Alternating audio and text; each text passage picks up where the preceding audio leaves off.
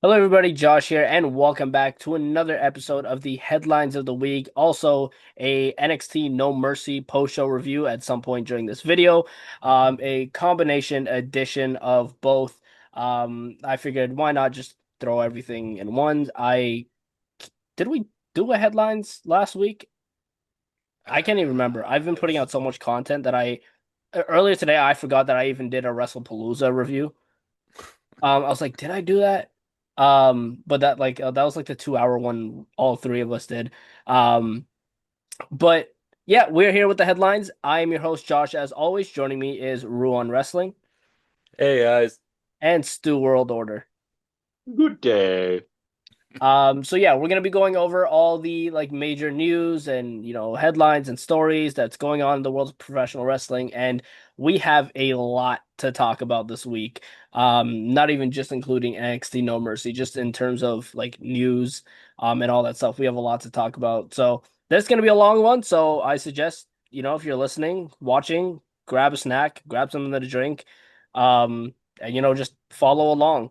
Before we get into that, though, make sure you guys are subscribed if you're not already. Hit the notification bell so you're up to date with all the videos, podcasts, and interviews. Make sure you subscribe to the not the Ko-Fi Central, the Kayfabe Central Ko-Fi page. It's $5 minimum to subscribe to the exclusive wrestling content tier. So if you're able to, that would be greatly appreciated. Go check out my TikTok where I do all my TikTok lives for the weekly shows. My reviews and previews for the shows, and all that good stuff. So make sure you go check all that out. Also, go check out the Kayfabe Central Discord server. We also have a non-wrestling channel, so if you want to talk about anything that's non-wrestling related, you can do just that. Um, yeah, let's get straight into the headlines of the week is what we're gonna start with, and then we'll do No Mercy like after we finish all the headlines. Um, we're also gonna eventually get into TNA Victory Road. I'm gonna go over that a little bit. Um, so yeah, starting off, let's start with the PWI 500. So Cody Rhodes was number one on the PWI 500 list, and like in the grand scheme of things, these lists don't really mean anything. It's someone who's putting out an opinion at the end of the day, in terms of who is where. And there's like I've seen a lot of this list. I'm obviously not going to go through all 500. But like I think the top five was like it was Cody, it was Moxley, it was Gunther. Like no order, I can't remember the order. But it was Moxley, there was Hangman in the top five. Swerve was up there. Mystico was number nine. I remember that. Um, and like even if you go down further the list, like a lot of this, like for me, just didn't make sense. Like you have, I know he hasn't been doing anything much, which is kind of sad. You have Pete Dunne ranked among like a bunch of Evolve talent, um, in like the 200 spot or whatever. Um, so that's pretty sad to see because I like Pete Dunne. I think that he's one of the best technical wrestlers in the world. Um, yeah, but Cody Rhodes at the top, I understand why they would put him there. Don't know if this is a hot take. I wouldn't put Cody Rhodes at number one. Um, but yeah, I don't know. What do you guys think of this?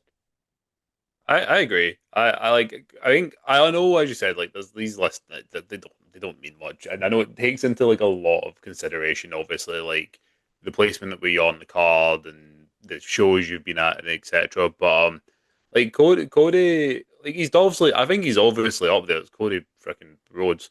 Um, but for a lot of the year, like no, not a lot of it, but so far, he has been missing in between points, and then even when he was the WWE champion, he was missing for about a month. Um, so yeah, I understand it. It's like as you said, it's just kind of a whatever list. For me, probably it's Hangman. He should probably be number one personally. Um, but yeah, it's always fun-ish, I guess, to see the list. But it's one person's opinion, so you can never really fully go. It's never going to satisfy everyone. But I do agree. I don't quite think Cody's number one. He's probably in the top 10, I would say, but I don't know if I'd go number one. No, I would like to know what the actual criteria for this list is, because I'm confused by it. Everyone is. It's fine. Like, No, what makes Cody Rhodes number one? As you say, he's had so much time off. He comes, does a PLE sometimes, and then disappears again. And you've got so many more people doing so much more. And I'd say I love Cody Rhodes, by the way. Don't get me wrong, but you've got so many more wrestlers contributing so much more. So Yeah. I don't know where they're getting this from. It seems a bit crazy for me. I not a fan of it. Is who puts this list together as well? Who are PWI? Who they? Who are the How wrestling can professionals? how can Cody Rhodes be number one? And I can't even see where Roman Reigns is on this list. And would you say one's done that much more than the other? Do you get what I mean? I Yeah. mean, this is where I wonder about the criteria. Cody Rhodes, Hangman's at 4. Hangman's below Gunther, Yeah. and only That's what I mean. two I above. think it mental. Yeah, and only two above Jey Uso. It I just know. The Jey Uso one's going to get a lot. I know it does take into a lot of obviously your win to loss ratio, which again is a bit rubbish if you're like it's a how bit can rubbish. it? It's a bit rubbish. Because like but that's why like Jay will be there. I don't. This is the thing. Like I think that like this year, like Jay, he he deserves to be the highest he's probably ever been ranked. Agreed. Um, it's hard, but you like for instance, you've got Jay Uso there over 12, Seth Rollins, Mystico, and Will Ospreay. I can just see the top 10. I can't see the rest, but he's above 12, Seth, Mystico, and Will Ospreay. Yeah, Um, which is mental because especially like I mean with Seth particularly there. I mean I guess Jay has the Rumble win over him this year, but but there's Seth won not a world title. I suppose exactly. Jay did as well. Yeah. I get that. But Seth also formed an entire new faction. Well, exactly, because No, then even I've just like contradicted myself because I'm saying like, oh, like why Seth there? Oh, maybe because Jay has the Royal Rumble over him, but then Gunther's been placed higher than Jay, and he's also only technically won one title this year in the World and Heavyweight disappeared Championship for quite a back. while. And disappears for so I don't know to be truly honest with you. But it's all over the place. Cody's definitely up there. I'm not going to argue that, but I for No, me it absolutely should be not. Hangman. I think with his run in the Owen Hart Cup, and then obviously the match he's been putting on, and the guy's the guy's just Oh, I fantastic. absolutely agree. Yeah, Yeah. His character work's been brilliant as well. Do you know what? We go on the win-loss thing, right? I'm just thinking who's the best wrestlers. Like I have become in the last 3 months, I'd say, a humongous Dragon Lee fan. Like a massive Dragon Lee fan. And that dude loses weekly. But he's nowhere. So this is what I don't like. I don't we have to remember at the end of the day, it's predetermined who wins and losses. So I think yeah. of all the things in the world, wins and losses shouldn't really come into much consideration for it. I can't see Dragon Lee anywhere. So that's sad. Yeah, that's it. Dragon Lee for number one. No, Cody should be in the top 5. Yeah. But number one is controversial to me, especially when he disappears for a lot of the time. I can't. Has there been a time where Hangman's really disappeared in 2025? I don't think I so. think he's been here the whole time. And also like obviously he's really good in the ring and he's fantastic. I don't know how I feel about Mystico being at number 9 though. I know. I need to pull up the entire list so I can see who goes past the top 10. Okada. That's all you need to look at is Okada, and you've got Mystico above Will Ospreay. Yeah. And don't cause violence to anyone, but Joe Hendry is also below Mystico at number 12. But that's like a perfect example though, I think. And I'm actually gonna be slightly brutal here because I've said this to you in the past because I get a lot of like particularly like some of the reaction videos. It's not so much anymore, but when I did my Joe Hendry like um videos and talking about like him appearing in NXT and that, I get like he's like, oh, like of course you support Joe Hendry and all that. And I'm like the first person to say Joe Hendry is not that exciting a wrestler in the nicest No. possible way. Like just physically in the ring. Yeah, he's fine. Like he's absolutely fine. Like I'm not saying he's bad at all. But he's got quite a generic moveset apart from when he randomly does a Hurricane Rana. And I do quite like his one way like he like goes over the top rope and he just kind of sends himself over there.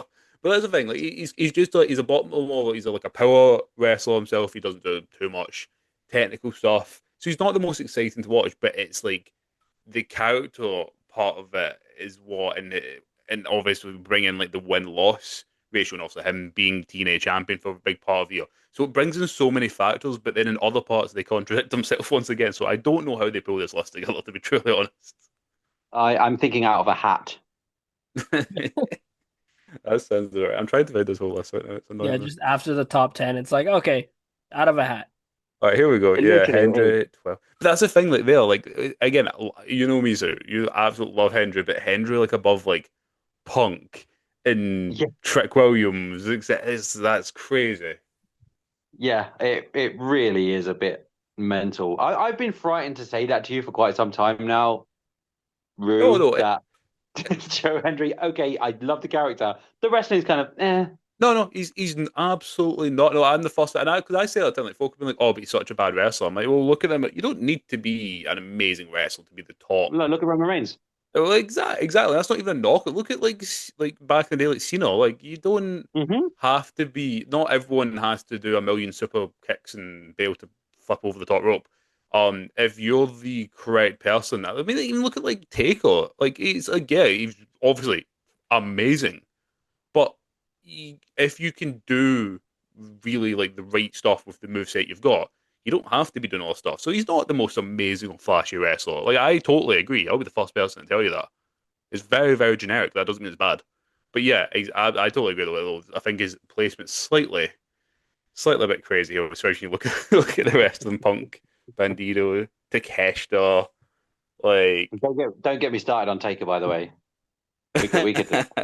I have the hottest of hot takes on Taker, and one day I'm just saving it until I just want to burn the world Robert down one one day. day. Oh God, Kyle Fletcher, 33. Oh, I know it's insane, right? Ethan Page, 43. He's had been fantastic this year.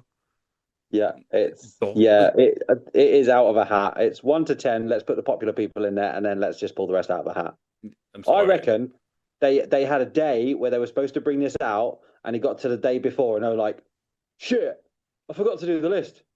Yeah, absolutely. And then I it need. went, I'm. This is ridiculous. Looking at this. "Dear Chat GPT, can you please give me the 500 top wrestlers, and just put these lot in the top 10?"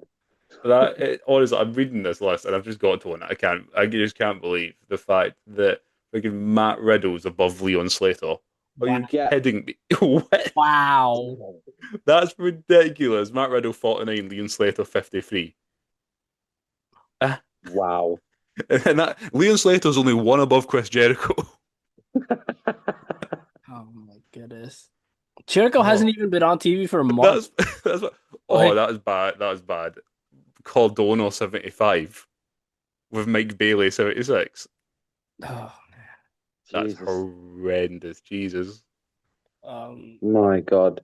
I will say, I'll give a little bit of a shout out to a Ontario talent. He's very talented. Von Vertigo made the PWI list. I can't remember where he was ranked, but he was ranked on the PWI last year, and also ranked this year.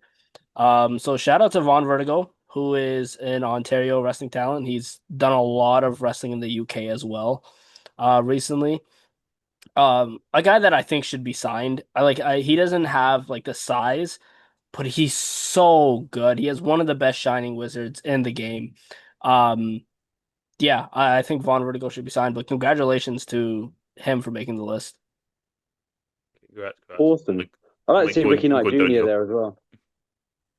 There's a lot. I've seen a lot of folk posting on a lot of like ICW talent and that who have managed to get into it. So congrats to all of them. Because as we've said, as much as the list is like completely inconsequential, it is also cool. I can imagine as an indie wrestler to be like, holy, like yeah, I've made it onto a list with the likes of Cody Rhodes, Yeah, etc. So you've got to take some pride in that, at least from that point of view. 100%. Imagine seeing your name on this for the first time. You'd be Yeah, absolutely. over the moon, even if you are below Matt Riddle. I agree. God's sake. Oh, I found him, Josh. He's 459th. He's above Xavier Woods. There you go. Wow. Hey! There you go. That actually sounds a bit crazy, actually. Xavier Woods, 461. Damn. Yeah. No, I've fair play, never fair heard of play. him. I I've know never heard of him, but I last really year want to see Serial Man. I know last year Alexia Nicole made the list. I don't know if she made it this year though. But she's also an Ontario talent. Um Yeah, Ontario, man, we gotta step it up, guys. We gotta step it up.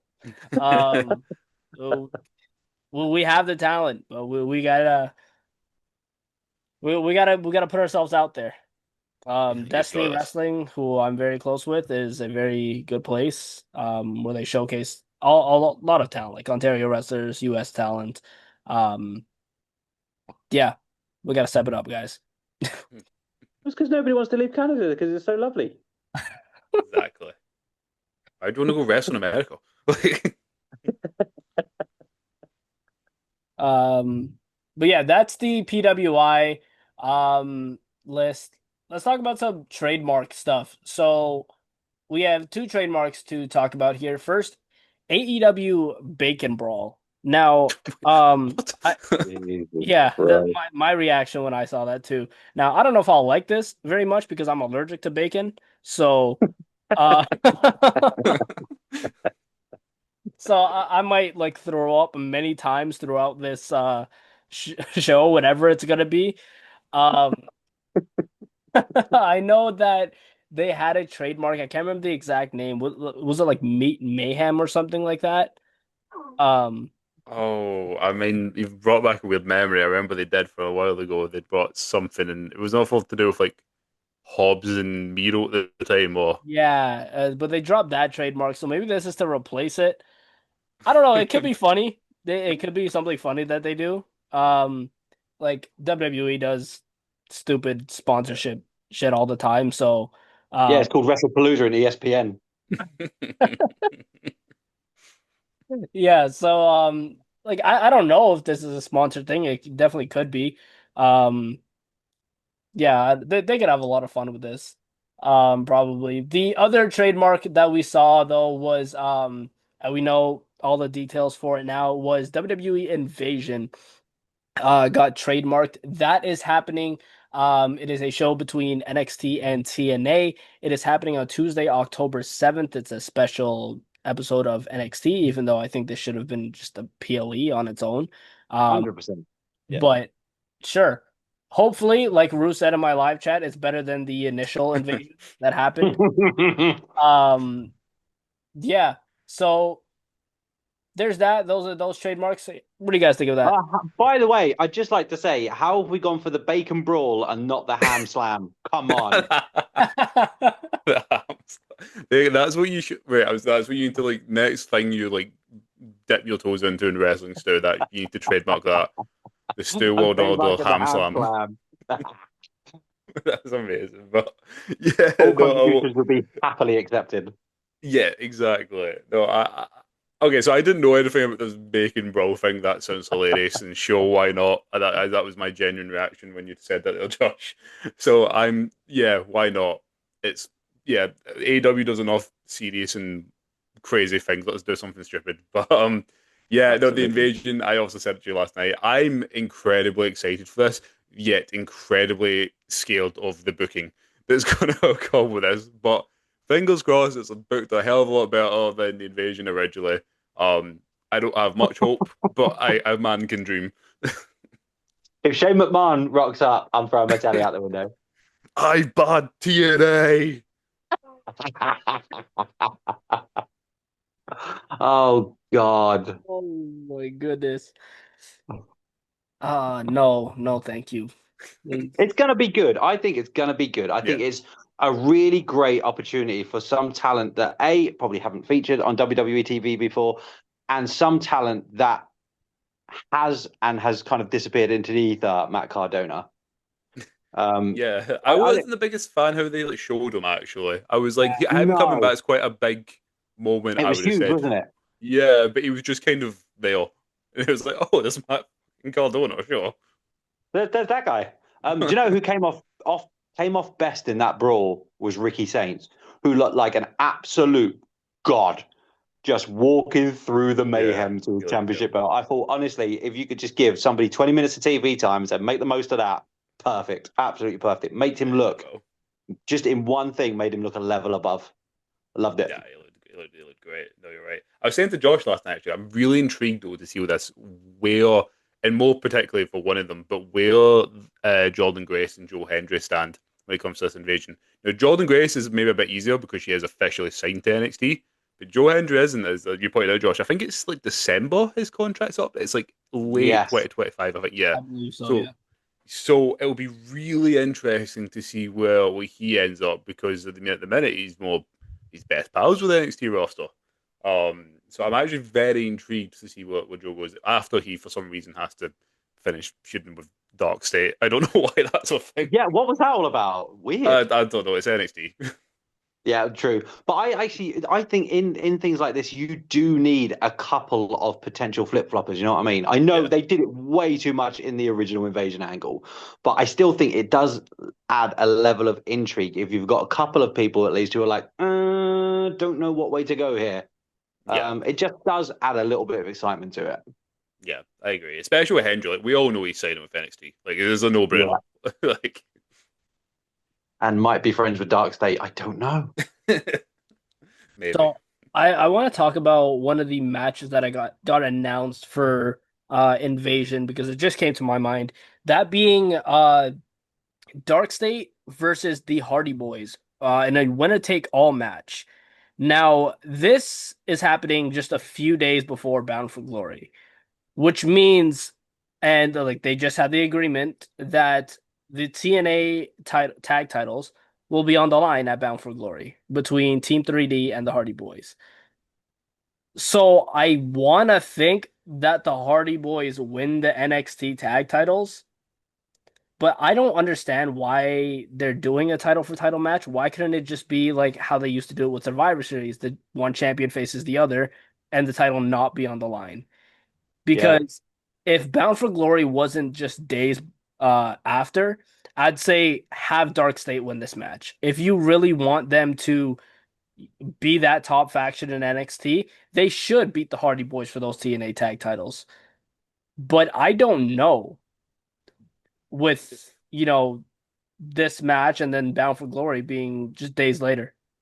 It's quite funny. Talk I think about you've low-key answered the point in your question there, or not your question, your statement, Josh. So like we're saying, and I agree, if they want to get behind Dark State, and this wasn't for the titles, the Dark State need to win. They've won one match, and it was ironically for the titles. That was it. The answer to your question is they don't care about Dark State or want them top, and they've realised that. If the Hardys lose, we riot. Simple as. we do riot. Don't talk about booking yourself into a corner. My God. Yeah, like Uh, I feel they just want the rid of the titles, like off of Darcy.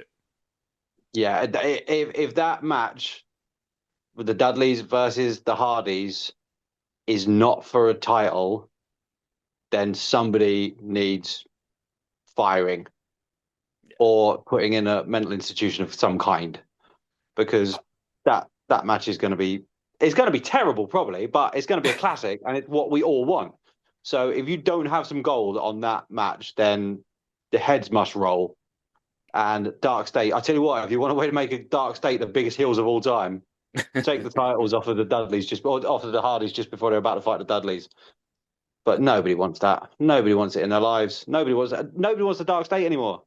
It was a really good idea that they did absolutely nothing with. They made them disappear for a while as well, took all the steam off of them, and now they've come back like, yeah, we're the Dark State, and we're like, nobody cares anymore. Yeah, I just can't get on board with them at all. I think like I feel so mean saying this, but it's true, and I also feel even more mean because I can't remember his name. Um, I'm just gonna come out with it and just say, who's the awkward white guy in Dark State again? Oh, James. Yeah, Dark State would be a lot better as a trio. Let's just say it that way. Yes, very much so. He And is a bit like the one Domino. yeah, like when they do their promos, I actually don't think like see when they do their backstage stuff, I just think it is decent. Like I know I'm just shitting on Dark State. There's good stuff to be had within Dark State. It then cuts to him, and the whole thing I just start laughing at it. I can't in his wee leather trousers. Should we say he lacks the intensity of the other Yeah, three? yes, he lacks the intensity and the slight promo skills of the others to get a point because they do like. I want to get behind Darkseid. I think they could have really done and benefited with having the whole like leader angle behind them that we all thought was going to happen. Trick Um, Williams, I thought. well, that's what I think. I thought that as well. And I think a lot of people thought that. I think they would have really benefited from that. But I don't see them beating the Hardys. I actually quite thought though, Josh, can you remind me, is the Hardys and Dudleys, is that a TLC or a ladder match? Or is it just a normal match? It's a tables match. Or was it a tables match? I was gonna say if it was a ladders match, I was gonna be I wonder if they did I don't know if I fully agree with it, but I wonder if they did like the Hardys grabbed like the NXT belts and buddy Dudleys end up grabbing the TNA ones as well. And then they split them off, but no, if it's a tables match, that won't happen then. So just completely Yeah, ignore they're me. all too old to climb a ladder, to be fair. Let's be honest. So, That is a very good point. Particularly Pure Diva and Neil Hater up there. a fear of heights and a trick hip. That's just nobody needs that. Yeah. So something that probably Rue and Stu will not watch more than likely is WWE Evolve Succession, which was announced. It's a special event still on a Wednesday, on Tubi. Um, it's pretty much just like an NXT homecoming that they're gonna do. Um, there's gonna be the titles on the line. Callie Armstrong is defending her title against I actually can't remember. I think it's Kendall Gray she's defending her title against. Um, and it seems like they're building Keanu Carver to challenge for the Evolve World title, because they've been, building him up a lot. Like we saw the uh like little ad vignette thing for him on NXT No Mercy last night. So they're building him up a lot. Rue left a very interesting comment on It my was TikTok. fine. You made it bad. I I meant in his look That's and what I do. style, okay? That's just what I do. Um, Pretty much like Rue brought up a good point. I was just stupid about it. There's a lot of similarities between Keanu Carver and Obafemi. Um, Oh and yeah, there is. See, it's a totally fine statement to say. that's just me. I like to be stupid about things, and I was Good getting laugh. tired, so I was like, you know what? Let's make a little bit of a joke. It was a good laugh. It was. But yeah, so that I want to know what the comment was now for the YouTube audience out there. I think Ian felt that I thought they were similar in um aesthetically. I don't know if that's the best way I could put it. Was we going along the they all look alike road? And if so, I, shame on you, Rue. Shame on you. As I said, Josh done me dirty in the chat.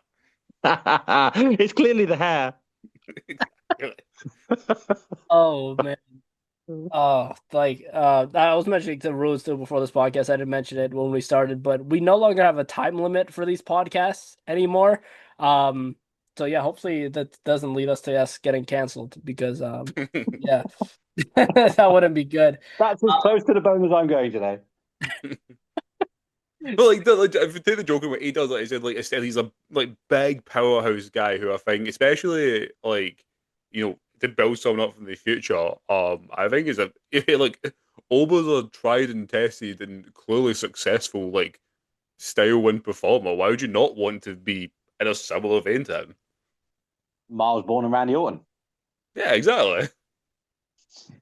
Oh man.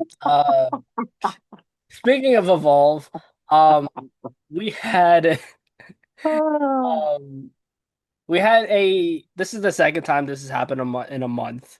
A female wrestler vacating their title due to a pregnancy. Kylie Rae vacated the WWE ID Women's Championship because she is pregnant. So congratulations to Kylie Rae. Um, but man, like she can't catch a break because it feels like anytime she's on the verge of a breakthrough, something happens. Um, and I like Kylie Rae. Kylie Rae. I think she's great. I think she can go in the ring and she has a bright future. But man, congratulations to her. But yeah, she just can't catch a break. Yeah, I'm a big fan of Kelly Ray. I've been for a while, and she's been around for ages. But it's funny you literally took the words out of my mouth as you were speaking about that. I was like, she cannot catch a break. I feel so I feel bad for her. Obviously, absolutely congratulations.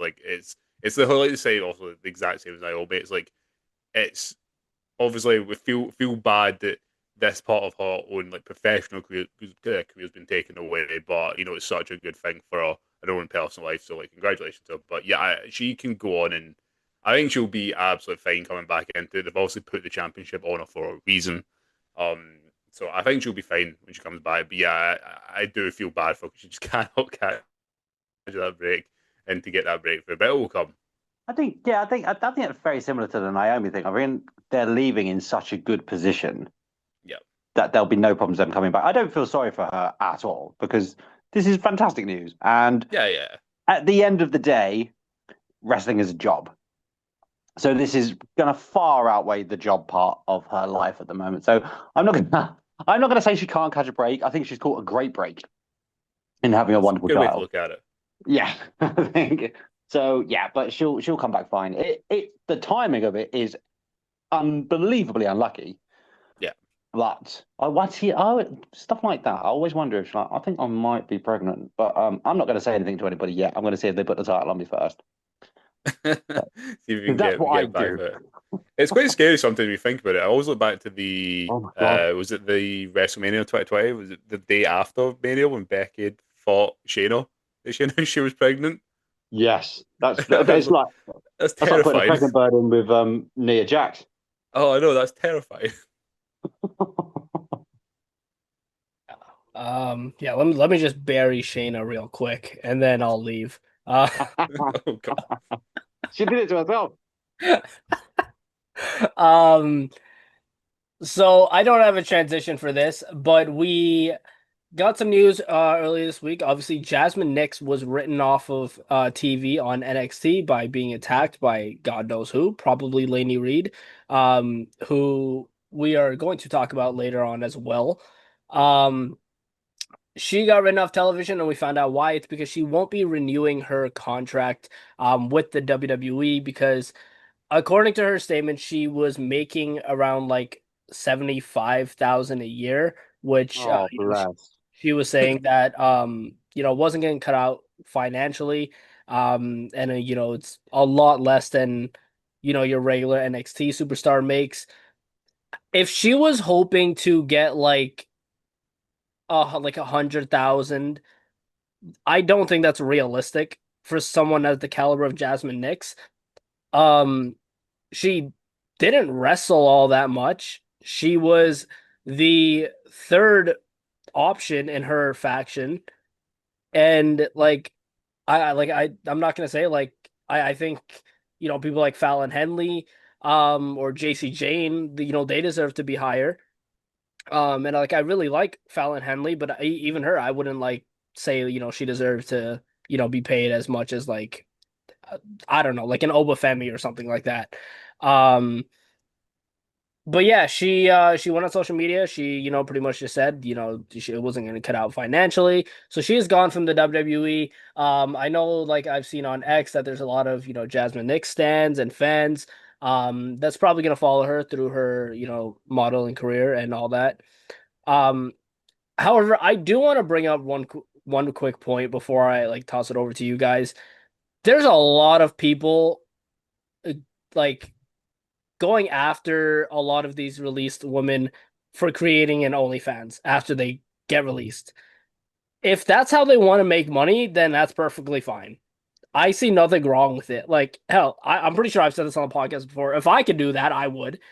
Right? Like, they're making Hey, John.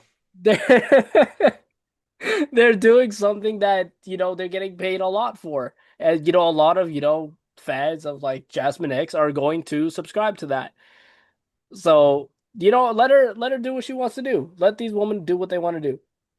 Yeah, we've spoken about it before, Josh. I'm agreeing with you. Like, I think it was Mandy Rose was saying that she was making more than she was doing it than she was in WWE, which is crazy when she was, the top champion of the women's division in NXT. So, no, fair play to her, get that bag, and I think what you're saying, it's weird because she was good in Fatal Influence. She needed the group around her, but yeah, I don't think it's a major loss. I don't know all the ins and outs. I did see clips of her post. One thing I did find very interesting, her saying that she'd been playing.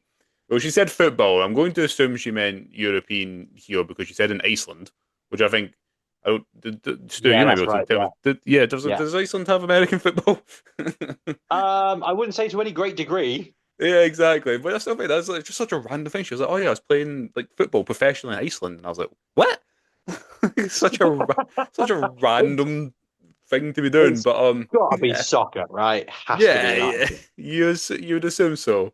But yeah, it's such a random one. But yeah, I mean, she was very much I can't say that word unceremoniously dumped off of NXT. Um, but yeah, I just said like I fair play to her, and I hope she does the absolute best in whatever she's going to go on and do now. And as she said, it's because it's one of them ones. It's like like she made it quite plain there. Like she got scouted by and picked up by WWE. It was by no means her like dream job, and I think even like I think a lot of people would be in that situation. A lot of people, believe it, even here on the podcast. I think we like a lot of us like we do like we've been through life and we've all at some point had to do jobs that we don't like, and Of it's a course. case. But it's a case of like see eventually if it was like if you weren't getting subsidized to do that job that you didn't like. And you got offered to do one you didn't mind for, roughly either the same price or you could eventually make more. You would be like, oh, well, I'll just leave as well. So if it's not for her and she's gone, she's tried it, fair play, and so wish her the best in whatever it is she wants to go off and do now. Yeah. So this is going to be my first rant of the night. So settle Okay. back, get some snacks. Don't complain about money. Just don't. I literally, I know wrestlers up and down the UK put in exactly the same amount of risk, exactly the same amount of their body on the line for 25 to 30 quid a night.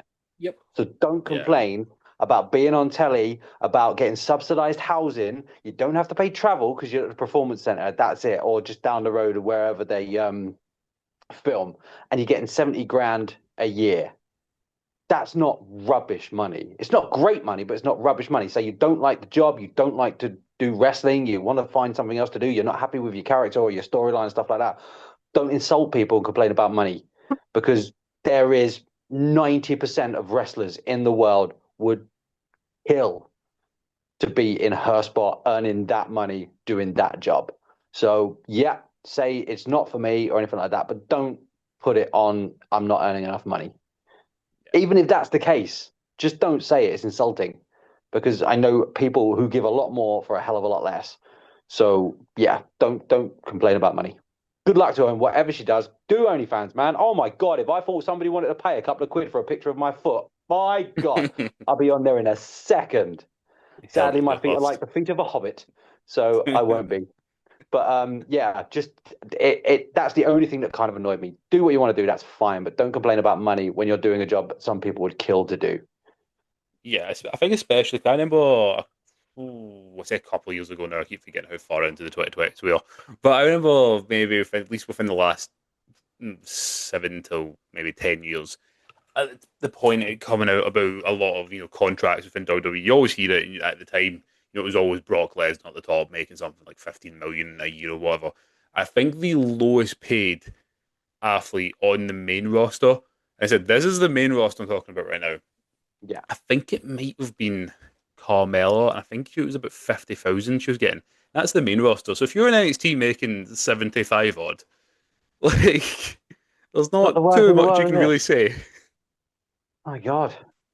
And that's something that a lot of people love. And you think you have to love it to a certain extent because she'd have put the Yeah. work in. You know what I mean? She'd have gone training and she'd have learned the craft and stuff like that. So there has to be an element of love to it. If it's not for her now, that's absolutely fine. But 70 Yeah. grand for Yeah. doing something in entertainment, you're not sitting grafting in a factory or something. That's not the worst thing in the world. Yeah. It's a hard job. Don't get me wrong, but at least, and you're not traveling. Like the main roster, they're all over the place, aren't they? NXT's not so much like that. So again, you've got the kind of the money might be a bit lower than the main roster, but the your schedule and stuff's a lot easier. I'm assuming. Yeah. I'm saying this with absolutely no base knowledge whatsoever, but it's what I can imagine. Yeah. You would think So so. yeah, so 70 grand is not the worst thing in the world. So I believe, yeah, Jazmyn Nyx did play soccer. And I believe, if I'm not mistaken, she was an NIL talent. that Okay. they signed. Um, but this is the thing, and with the NIL talents, and I don't know if I'm gonna piss people off, but oh well. Um, these are college kids, right? Obviously, that don't have much of a future in the sport that they're playing. So someone like WWE, goes to the school and, is offering them these things, and they hear about the money at first and they don't have a plan after, of course they're gonna take it. Absolutely. And Yeah. you're gonna sign, like, I remember they signed these twins at one point, but then they ended up, like, they signed and everything, and they just decided that they didn't want to wrestle anymore. Which is why, like, another thing, like, have these wrestlers start training before you start paying them. Um, but that's the thing, like, a lot of these college kids are gonna be like, oh, WWE, I'm gonna get some money. And then after a few years go by, you can see that they really don't care about pro wrestling as much as some of the guys, like Stu mentioned, that traveled up and down the road to get to NXT. And it's it ends up in situations like this. I'm only getting paid 75,000 a year. There's people who don't even wrestle that would kill for that annual salary. Yep. Me. Yeah, I Yeah. was gonna say And me. like, if if I was at a job getting 75 a year, yeah, like, so, like, Stu, you're absolutely right. It's like you gotta be in it for the love of the game. Like it's like you said, like you can't. And that's what you perfectly said it perfectly. It's like that's the thing. You can fall in love with it, and that happens with a lot of people, and they realize, oh wait, this is actually really good. And I think that's you've seen it with NXT. And it's sadly, especially now with the deal with the likes of ESPN and obviously with TKO, I don't think it's going to change. But there's a period where you look at NXT from like 2015 compared to now, when this is why like there's a weird part of like it's hard to see where this change up has happened within Triple H, and I say it's hard to see. I know exactly what it is. He's whipping boy for TKO. Here we It's because go. like he just turned NXT. He was just going, I like this indie talent, and was signing them. He got everyone who, and I am going to use the one. I'm going to be brutal. Used to have been brutal, so I'll be brutal. The word of deserving. There were all these indie talents time. Kevin Steen at the time, El Generico, all these guys getting brought in who were more than deserving to be there. Samoa Joe, Finn Balor, or the former Fergal Devitt, as I remember in ICW. It's Mm. I know fancy. It's they will deserve to be there. And then there was a switch in that particularly kind of, I guess, late like 2019 is going into the 20s, particularly when they sort of started to change into NXT 2.0. I said that's what they brought in this costume because they wanted to stop focusing in on the indie wrestling talent. Yes, there's still indie wrestlers that could come and sign, but it was, as you said, much more focused on this NIL system. And it is hard because there are ones in there that are amazing. Look at Braun Breaker, future world champion. It can work, But again, but he came from a wrestling background, didn't he? yeah, exactly. Had a little bit there to kind of get his teeth into. And so it's like it can work, but there's like still so many other factors around it where it's a bit like, yeah, I don't know. As you said, I totally agree with Stu. There's so much amazing talent here who do more than deserve to be over there doing incredible things. But are they going to get that opportunities over, someone who, I don't know, short puts and is like, oh, I want to make 100 grand a year. Sure, I'll sign and then leave after 4 years. Like Are you talking about it's Brock it Lesnar's sucks. daughter? No, but you know what? Screw it. Let's throw it in there. No, I agree. I absolutely agree. Yeah, it's fine not wanting to do it. Just there's ways to purvey that in the media rather than I wasn't getting enough money. Yeah. You're getting more than enough money. So that's the Jazmyn Nyx situation. Something a little bit more positive, and this is where we're gonna start diving into some TNA stuff. Um, we got the report earlier this week that Mickie James and the Beautiful People are going to be inducted into the TNA Hall of Fame. Absolutely deserving. On both sides. Mickie James was absolutely fantastic, and in my opinion, one of the most underrated and overlooked female wrestlers of all time. Um, and the beautiful people, maybe in ring, not the greatest, but the character work from them was fantastic. And like anytime, like it would be two hot chicks just coming out and just doing what they do.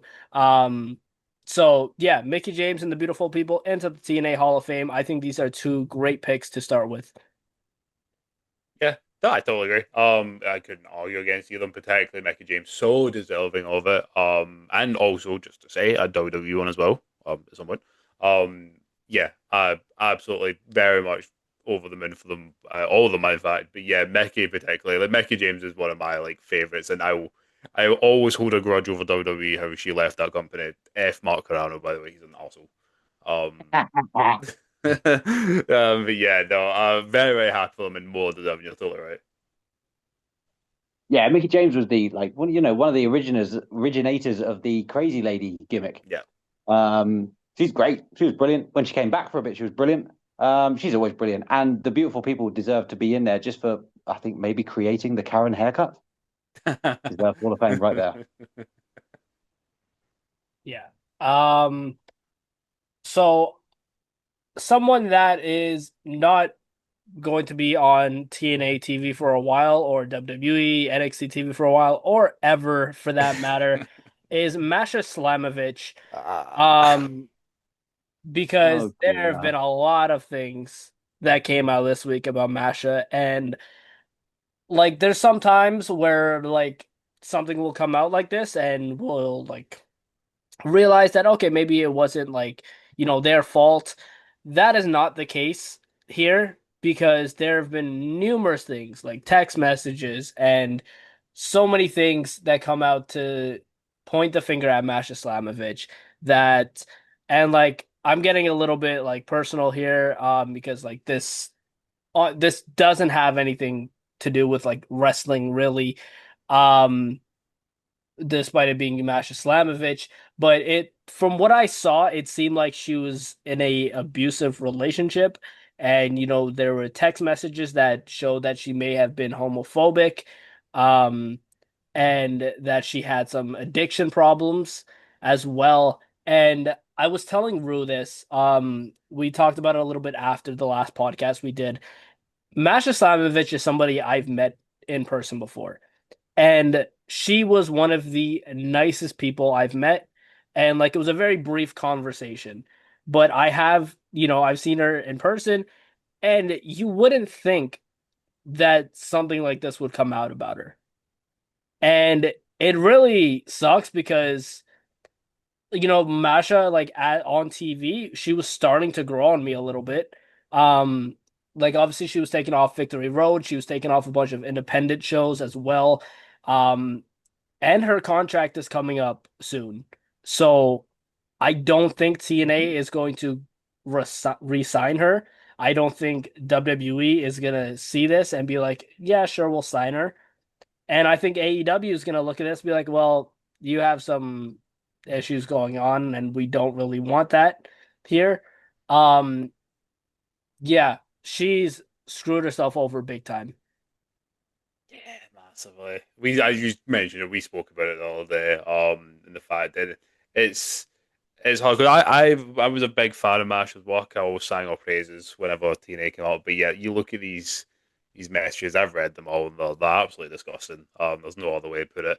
And I think we said it's so telling that in her own statement about it, there's no defense in there. Like she's been caught. Like and I think she knows that. So it's horrible and horrible, horrible to see. Shout out as well to Akira, and the fact that he's even came out to say like, I want this to be like a learning experience for her, to be able to grow. Like he doesn't want her career to be ruined. But I don't know how it's going to fully recover. But it's a horrible, horrible situation. Uh, and as you said, like you don't you look at the character on the screen, you forget that it's the character half the time because you're like, how could how could that come? I mean, you've obviously met her personally, but I think that's always that seems to be the case. And all these horrible things that come out in wrestling, it's always oh people say all the time like I would never have expected that, and I think that's always seems to be the way it goes. I don't really know what to say. It's a horrible, horrible one. It was shitty to come and see, but not as bad as it is by anyone who's actually affected by it. So, like shout out to all of them. It's a fucking horrible thing to go through. But yeah, I don't think she's going to be with TNA, WWE, or any major wrestling company in the near future. No, and to be fair, she shouldn't be. No. This is lesson learned, isn't it? There's always. I mean, she's 27. Am I right in that? Yeah, it's my age. Like Yeah. it's ridiculous. So there's room to grow and room to learn still. She's relatively young, but you pay for what you've done now. You either use it as an experience to learn from and change, or you get bitter about it and woe is me and you don't change. And if you want to get back to what you're doing and what you love, you'll change your mindset. But yeah, there's not a lot you can say really. She's been caught. I don't want to say red-handed, but she's been caught being quite a vile human being. No room for domestic abuse ever. Whether it's the woman to the man or the man to the woman, there's no use for it. So now you sit in the situation you created for yourself, and you either learn from it or you don't. But absolutely, it's spoken so true. Is yeah, that's what a partner came out and said. That's what Kira, well, ex partner, so when Kira said, I want this to be a learning experience Yeah. for the two of us, and because he quite what he said, he's like, I don't want her being attacked, and I don't want her to lose the career over it. But as you said, it's on her now to make it maybe not necessarily right, but to learn from it and be a better person from it. Yeah. This is just a job. At the end of the day, this is what we always need to kind of say. I know it's a passion, but it's also a job. So Yeah. this is one aspect of the sort of, I'd say, penance that she's going to get for these horrible things, is the loss of her job. So there's other more important things you probably need to focus on at the moment than just, when can I get back to wrestling? Yeah. Yeah, really unfortunate there. But like Stu said, like we've all been said just now, she brought it on herself, and there is no room for something like this. The comments that she made, absolutely disgusting. Um, yeah, that's a really shitty situation. Um, but moving on to TNA Victory Road, um, a show that it wasn't bad at all. It wasn't. However, I don't know if it was just the fact that it kicked off during SmackDown and they obviously carried on after. But for me, this show dragged on longer than it needed to be. And there was a point in time, like midway through the show, I was like, man, like they put so many matches on this card, and like some of these they don't mean much, right? So anyway, we kicked off the night with a six-man tag team match. The System defeated Order 4. We know that's been an ongoing issue. Rue, did you get to check out Victory Road? I've sat and watched a bunch of cuts for it because I haven't got around to watching fully. And as you said, I was also kind of chuckling to myself about it being on at the same time as SmackDown and WWE are now counter programming their own partnerships. Stu, did you get a chance to check it out? I have not. I know, obviously, we have a new TNA Knockouts World Champion. Yeah. Uh, Yeah. and another WWE talent gets another promotions title. I am trying to remain positive about that because I like Kalani Jordan. But are there going to be any titles left that aren't on WWE talent? Yeah, so after that six-man tag team match, when the show actually kicked off, because that was like part of like the pre-show in a way, Ash by Elegance came out, and didn't say specifically what happened. She just said that a big roadblock in her life has affected her and she has to relinquish the TNA Knockouts title. And she, like, with a lot of these things, she came out not in character. And, um, she was really emotional about it. And that really sucks to see. And we're seeing so much of this recently. And it really sucks, man, because she was just getting that big breakthrough. Um, like there was a lot of people that still looked at her as Dana Brooke, but she was getting to that point where we forgot about Dana Brooke and now we just see her as Ash by Elegance. She was getting so much better. Um, so she relinquished that title. Um, and then we had a battle royal to so the way they did this battle royal was a little bit weird. So the final two were going to face in a match later on that night. So there wasn't like a definitive winner for this battle royal. It was just a final two. And based on the people in this battle royal, and that's no knock at anyone that was in here, you can tell this was thrown together the last minute. Because the inspiration along with M and Heather by Elegance were in this battle royal, and they took the Knockouts tag title match off the card, probably for M by Elegance and Heather by Elegance, just to be by Ash's side, which is completely fine. Yeah. So yeah, Kalani Jordan and Lei Ying Lee were the final two in the battle royal, and they will face off later. Um, then, backstage, Indy Hartwell reminded us she's the referee for that match. The actual first match of the night was Matt Cardona and the hometown man defeating the Nemets. I I don't like this hometown man thing at all. Um, I don't understand if you were going to have a retirement match for Cody Deaner, why he's you know, I don't want to say why he's still wrestling, but like, why was it a retirement match then? And he's just wrestling under a mask now. The gimmick is not good, and it's stupid. And I like Cody Deaner, um, but it's just dumb. It was cool seeing Cardona go against Nick Nemeth in a TNA ring. Um, After the match, the Nemets then took the mask off of the hometown man. They didn't show his face completely because he covered it up a little bit. Um, but yeah, they took his mask. So I don't know if this means Cody Deaner's officially going to return. Uh, yeah. Do you guys have any thoughts on that? Uh, yeah, I'm with you. There's not. I don't have too much, but yeah, when they first did the hometown man thing at Slammiversary, was it now? I can't remember when it was now. But either way, I remember watching that. I was a bit like, okay, sure. I'm not the biggest fan of it. I totally agree with you. But yeah, I also say, as you said, cool to see Nick Nemeth and Mark Cardona facing off. But yeah, there's not really too much to say in it. I think it's just we can just look forward or ahead now. Sorry to the two of them being in and around an NXT ring. That'll be interesting. Former NXT champion. Oof. So I'm going to go on rant number two of the evening now.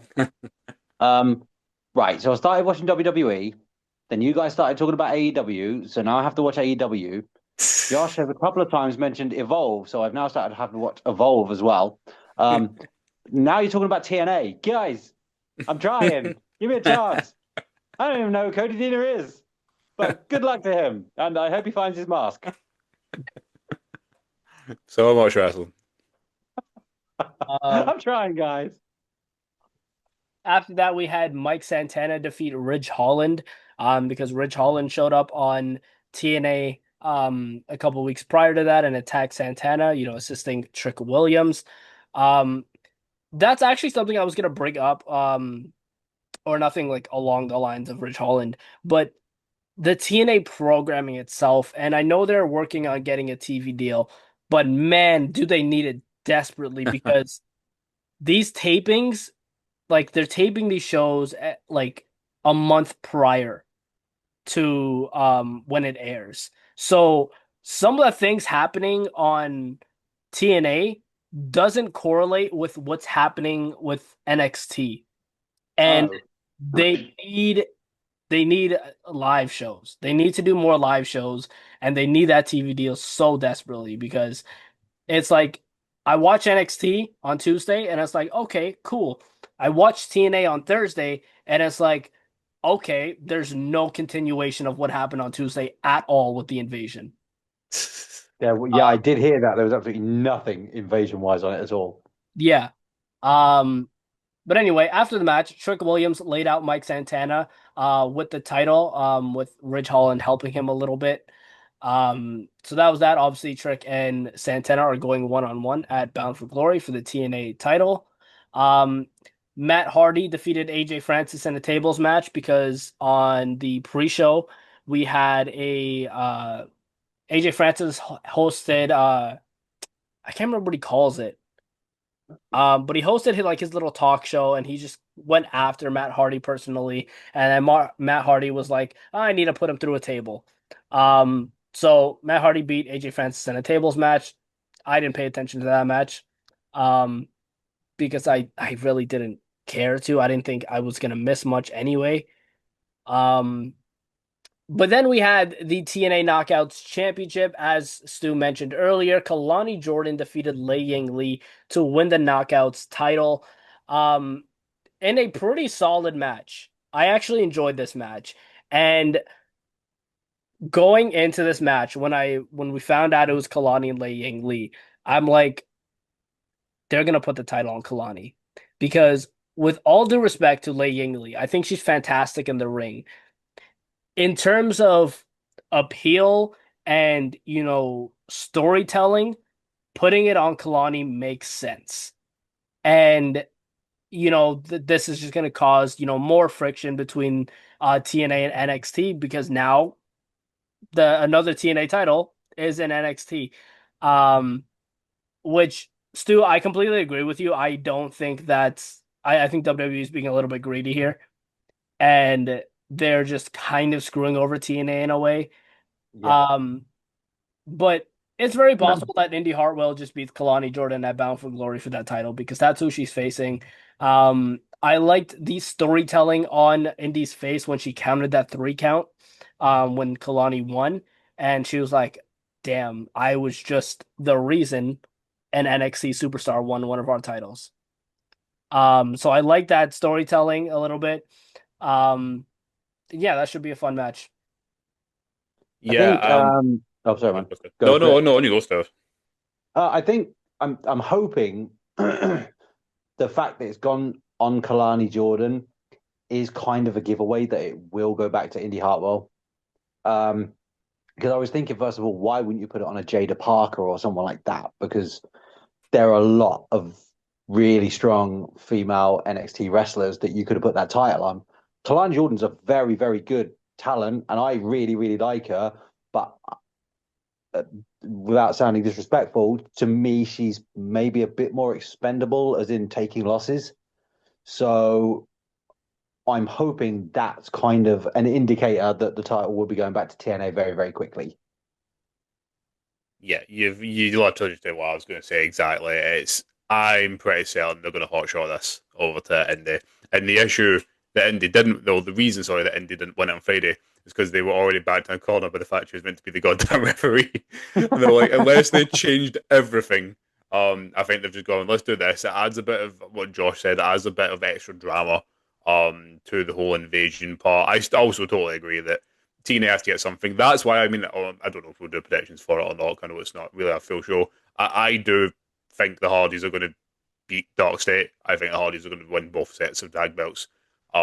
Hopefully, if Dark State win that as well and they don't hotshot that belt, we're in a very awkward position.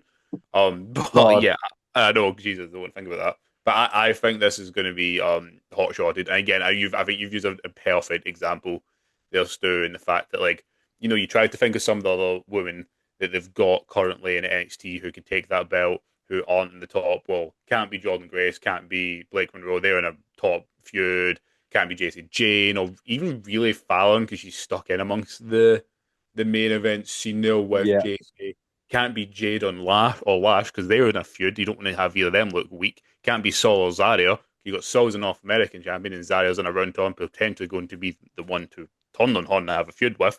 You don't want to make her look weak either from John, but I think it sounds mean, and I know exactly we know that Kalani is in that perfect expendable role. She'll be fine. It's not going to do her any damage, but I think she's kind of the best candidate they can have right now who will be able to lose that belt quite quickly, I think, to Indy Hartwell. Yeah, but she can also use that. I mean, it's a good thing for Kalani James because you can now say former TNA champion. Oh, it gives So her it's only a good extra thing on a stuff. resume, isn't it? Yeah, yeah, exactly. That's why it adds more fuel to the fire. Like what Josh was saying, well, right now we want this whole invasion angle. They can be like, haha, but we are so much better than you. We hold both your top belts. Like, Yeah. what he's gonna. I just hope they're both returned to their rightful owners. Uh, yeah. So I realized I completely skipped over a match throughout this card. Before we had the Matt Hardy and AJ Francis tables match, we had Mustafa Ali defeating Moose by pinfall with some help from Tasha Steelz, who was dressed up as one of the dancers that Mustafa Ali brought out to the ring. Because he had like this, entrance where, some like dancers followed him out to the ring. Um, and I think Tasha Steelz swapped out with one of the dancers and cost Moose the match. This like feud between Order 4 and the system has so much potential to be really good, and like they're having a can't remember the name of the match now, but they're having a big match at Bound for Glory, and I think it's going to be absolutely fantastic. The match itself between Ali and Moose was great. They're both great in-ring competitors, and yeah, great match from both of them. Yeah, again, there's I not much like more it. to say. I've seen the highlights again. That's what I've only really picked up in the highlights from it. It was a very very good from what I've seen. Big fan of both guys. Be interesting to see Ali actually. Again, he's one of these guys who kind of unceremoniously left NXT while Slash was dumped out of NXT. So this will be very interesting to see him back in and around and interacting when it comes to the whole invasion angle. And Miss is great. I love Miss. I hope with this whole thing that we get some more focus on Mike Santana. I don't know why I'm so high on Mike Santana. I think he's brilliant. I really, really like him. I think his character work, his wrestling, and everything is just fantastic. I just want to see more of him, to be fair. So that's one of the reasons I'm very happy about the invasion thing. I think Mike Santana, this sounds so bad. I think Mike Santana is what WWE tried to make Sami Zayn as, that really gritty underdog that like you don't know if he's gonna win this match, right? Like even with the match against Ridge Holland looked great in that match, and there was points where like, oh, like obviously you knew Mike Santana was gonna win because he has a title match of Bound for Glory, but he makes the match feel like he's gonna lose. And I think that's what he's so good at. He can, no matter who he's facing, he hooks the audience and he makes them invested in whatever he's doing. And whenever he hits like the spin the block finisher or any one of his big moves, it's a big deal and the crowd pops. So he's really good at connecting with the audience. And yeah, he's fantastic. I get to see him wrestle at Destiny Wrestling next month. So yeah, he's absolutely fantastic. So I completely agree with these two. Yeah, love it, love it. Um, so a result that I actually didn't expect that I probably should have was Frankie Kazarian defeated Steve Macklin to win the international championship.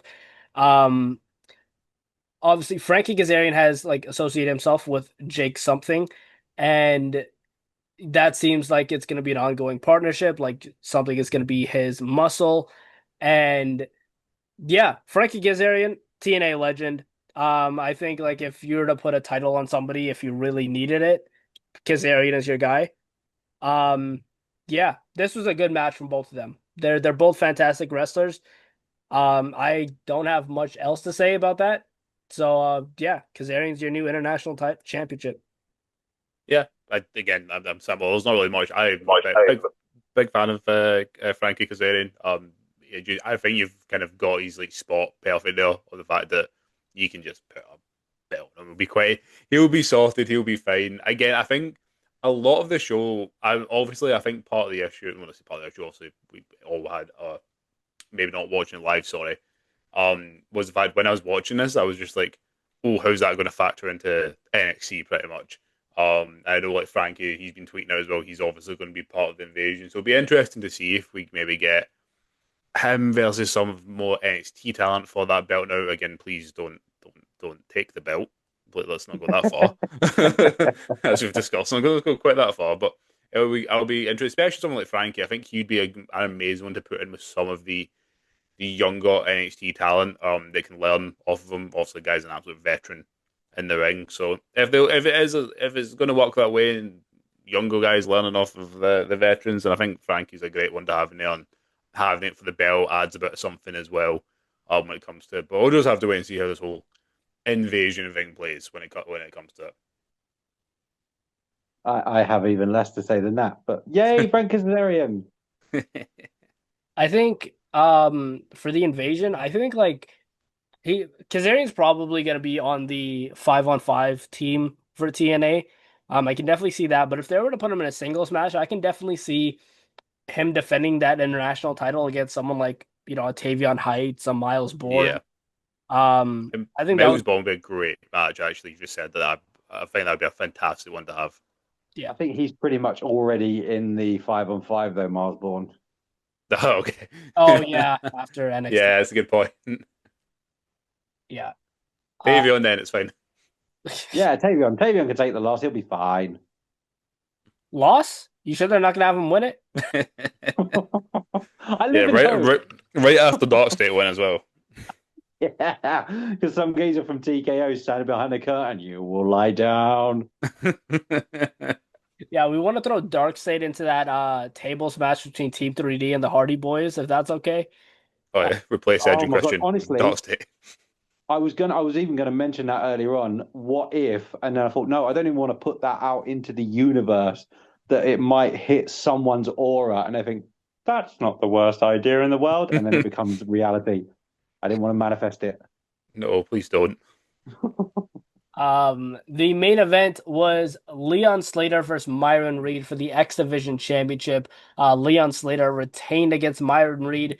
Now, if you don't know who Myron Reed is and you've never seen him wrestle, go watch this match because this was fantastic. Like I mentioned how Victory Road dragged on a little. I was a little bit tired. I was on the phone with some friends. I hung up the phone midway through this match because I was so invested. This was such a good match, and Myron Reed, he's probably the third option in the Rascals, but my goodness, the guy can go. Some of the things he pulled off, some of the things both of them pulled off. We know what Leon Slater can do, but they worked so incredibly well together. And this match was absolutely fantastic. And it, yeah, that's all I gotta say. It was one of the best matches that I've seen on TNA recently. Yeah, this one was very, very good. I was the same. All the other ones was kind of, as I was actually watching the highlights, it was like here and there. This one I was kind of invested watching it all. This was a very fun match. As you said, I've known it was I know it as if I know him freaking personally. I'm not that much of a love, but me and a lot of the rest of the UK know Leon Slater, know how good he is, but like Myron Reed, I'm similar as you said. I didn't really know too much. I know he's, as you said, the third member of the Rascals. But yeah, he was so good here. This was an incredible match. I would recommend it to yourselves too. If you want one match to try and check out, it would be this one if possible. But yeah, the events after the match as well have got me very, very excited. We can, yeah. I'm just really happy that there is a, should we say, North American world champion or champion who's from Bradford. It just makes me smile. I just love the fact he comes out in his promos like, "Yes, bro, what's going on in it?" Yeah. So refreshing to see. Yeah. Like, I'm gonna kick your head into next week, or I'm gonna destroy you, boy. And he's like, "Listen, man, I ain't gonna take none of your shit, bro. You know what I'm saying?" I love Leon, man. He's so He's good. just so cool. So yeah, like Rue mentioned, after the match, Santino Marella came out, and he announced that at Bound for Glory, I almost spoiled it. Leon Slater will be defending his X Division championship against Javon Evans. Oh my God, I got so excited. Probably more excited than I should have been for this match. But oh my goodness, this match, if you were to put it as the main event, I'd be fine with it. Because oh my goodness, this match is gonna be so good. I love both Javon Evans and Leon Slater. And yeah, I wish that I like this was in Toronto or something because I would have went to this. I would have gotten a front row seat for this match. I'm so excited for this. Oh man, I honestly say I was going to say I hope they make the ropes like extra like bouncy for them, or they should have just had an Ultimate X match because that would have been insane. Yeah. If they managed, I am so excited for this match. I can already somewhat picture it in my head what it's going to be like, and I hope it lives up to that, and I'm sure it will. I, if this match alone, I think is I'll be buying it anyway. But this match alone is a reason. If anyone was like, "Oh, I don't know, should I go and buy Forgot?" Yes, you should absolutely should just to watch this match because it will be so good. Yeah, I'm going to be buying this for this match. You see on YouTube the videos of people and they do trampoline wrestling. It's Yeah, literally what this match is going to be like without the trampoline. The trampoline is yes, not needed. What I do hope is there are a score of paramedics ringside because what they're going to try and do, let's be honest, is going to be ridiculously stupid. And fortunately, they're two very talented people, but somebody might well get hurt here because they're yeah, going to try and out mental each other. yeah, Yeah, it's going to be some match that. But the problem is for them two, they're going to kind of have to do that. They are going to have to do some insane spots because the expectation for this match, just even between the three of us, is so high that they're going to have to meet that expectation. I don't think they're going to struggle to, but somebody's going to have to do some crazy stuff. I think they will. I think actually this match benefits. Obviously, it's going to because it's for the TNA Championship, but the fact this has been done on like a TNA pay per view rather than like an NXT one, I think really benefits in that because I feel like they can go a bit more crazy with it. Yeah. Then like I said, the NXT's a bit isn't like that bad, but in comparison, I think they can go a bit more wild, a bit more bonkers. And yes, I agree. I hope there's a lot of first aid staff on hand.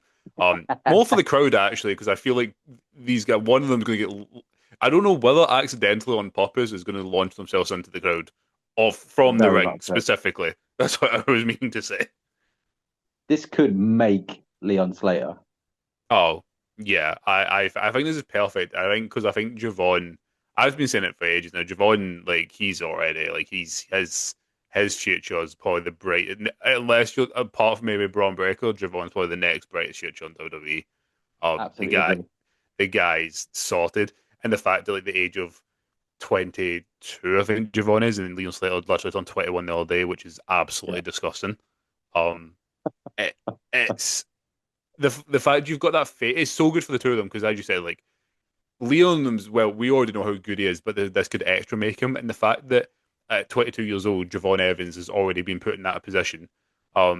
Here's actually maybe a question, maybe not maybe for tonight because we've been going on a rant for another hour, but I did see this getting brought up about the fact that and maybe we can do it on another podcast on whether or not Javon Evans could be the one to finally break Randy Orton's record for the youngest world champion.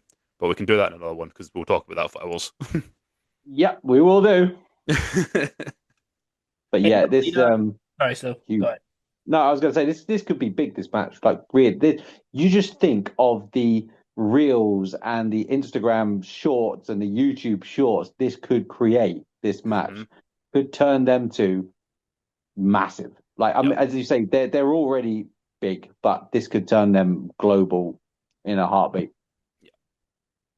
Yeah, in the lead up to this match, I want whether it be it'd probably be on TNA TV. I want to see these two tag together Oh, because they're baby faces. I want to see these two tag together against someone like the Nemets. or jet speed. Ooh. Oh, God. Dark State, bury them some more. Who cares? Oh goodness. No, I mean like imagine just like Javon and Leon for someone like Hank and Tank even. Oh my Oh, goodness. Oh, what a match! oh, yes. That would be yeah. So I've got to say is just yes. Um but yeah, that was TNA Victory Road 2025. Let's get back into some of the headline stuff. Um so unfortunately we gotta, turn the tide again to something a little bit negative. Um Gail Kim recently has been on social media just going after Riho. Kenny Omega has involved himself in this by defending Riho. Um, I found one of Kenny's comments really funny. Another former WWE person doing splits on it for the yearly TKO gift basket. Um, and then I think it was uh Shane, like I can't remember what's his name again? Uh X-Pac. What's his actual name? Sean Waltman. Yeah, there you Yeah. He replied to that. He's like, you guys get gift baskets? Uh, go. Man doesn't give a fuck. He's just like, yeah, he sure. doesn't. He's always good to like just add humor to things. Um, but this has gone too far. I think that it just needs to stop. Leave Riho alone. There's like I think one of the criticism Gail Kim had towards Riho is like she's too like she dresses too like fetishy to the ring or whatever. There's a lot of women's wrestlers who dress more like fetishy to the ring, and there's nothing wrong with Riho. Like I personally am not the biggest fan of Riho. Um, however, I'm not Gail Kim level of not fan. I think Riho is just fine. She's good in ring. This just needs to stop because it's gone too far. Yeah, this is a crazy story I've seen, and I'll be 100% transparent. I actually don't know what's been said. I've seen the comments you said there, Josh, about her dressing, quite like a child, and that's coming across fetishy. I have seen the headlines. I actually don't know what's been said here. But from what I've gathered, it doesn't sound great on Kim's part by the sounds of it. I really don't know. I've not looked that much into it. So I've been away all the last couple of days. So yeah, first of all, sorry, we're going to talk about somebody dressing too fetishy, aimed at Riho. Have we seen what Rhea Ripley wears to the I was ring? going to use that comparison. I think let's just ask ourselves why. Why are you making this comment in the first place? What are you achieving from it? To get And that then gift basket. obviously getting that gift basket exactly. And then she comes out. I think it was today or yesterday, one of the two, saying, "Oh, AEW did contact me one time, and I just said no, I'm retired." So, did anybody ask? I mean, what's gonna? It's like she's bored, and I'm gonna pick a fight with someone. It I've just got seems nothing so on for the next couple of random. days. Yeah, it's so random. Like you said, Josh, like, why Riho? Like, I'm with you. Like, she's absolutely not like my favorite women's wrestler in the world, but I also don't dislike her at all. But No, exactly. she seems lovely. Why are you picking a fight with her? I think she said also it's not believable that she'd be in a wrestling match or be beating people or something like that. So we now want our What? wrestling to be believable. Because if so, we might as well cancel 30 years of the Undertaker's career. Oh no, we've got started on Undertaker. You brought it up. Do you know what I mean? Though we're talking about fetishy people. We're all of a sudden complaining that women wrestlers are dressing slightly fetishy and that it's not believable. Then you're in But the absolute wrong game. but I'm really confused. Yeah. It's ridiculous. I think Gail Kim just needs to stop. Um yeah, it's stupid. I don't We'll get the tweet out later on. I was hacked. Oh, I don't know. It's so dumb though, because like Gail's one of those people like has a lot of respect in the industry, especially for the amount of shit she was put through. And she had a lot of respect on him. And I said, I don't know him. I'm not the best person to comment on this, but it just seems like for the sake of a bold tweet, you've just made a lot of people go, "Oh wait, you're actually a bit of an asshole." Like, Yeah, literally. So I don't strange. get it. Yeah, she's gonna make one of those posts like Masha Slamovich did with the AI generated apology. Um, like, hey guys, what I said I shouldn't have said. Oh God. Copy and paste it from ChatGPT. Um, yeah, fuck out of here. Anyway, Drew McIntyre is going to be cast as Henry Cavill's brother in Highlander, the Highlander movie reboot. Is he? He Um, is, yes. What? yeah. I've vanished the last couple of days from Uh, everything. Though, what? Yeah, so that news came out and he is going to be in that. Batista is also going to be in that movie, so maybe we'll see like Batista beheading Drew McIntyre in this movie. Um, I think Drew McIntyre complained that the referee screwed him out of it. Hey, I've already seen Batista get his, killing Drew McIntyre in that recent movie that they did. But he's like best pals with Drew. It's quite cute. I'm all over this. I love it. I'm assuming that pretty much for the Highlander, they're going to get every Scottish youngish person who can walk and talk in it. Oh So yeah, I'm I'll expecting. sign up for I, it. Get me up to I it. was going to say, Rue, I'd be sitting by the phone, mate. I know I'm gonna get myself on this. Wait, I'm gonna find this because I love the story kind of about so what is this? It's a recent film. 'Cause I watched it. It was pretty crap to be truly honest. What's this recent movie that he's done? But basically, the director came to Batista and was like, "We've got this pair of basically the like is it this one? My Spy? No, it's not. Killer's Game. That's what it's called. Killer's Game. Oh yeah, yeah. Yeah, that one. And the director came to Batista saying, "Look, we've got this pair of Scottish brothers. We need someone who's like really, who's obviously a brick shit house, who's like really Scottish that no one will be able to understand." Then Batista went, "I know a guy," and instantly phoned Drew. And it's like him and Drew have become like best friends from this now. It's so cute, and I'm happy for Drew because it means he's getting like bloody Hollywood movie roles alongside Batista.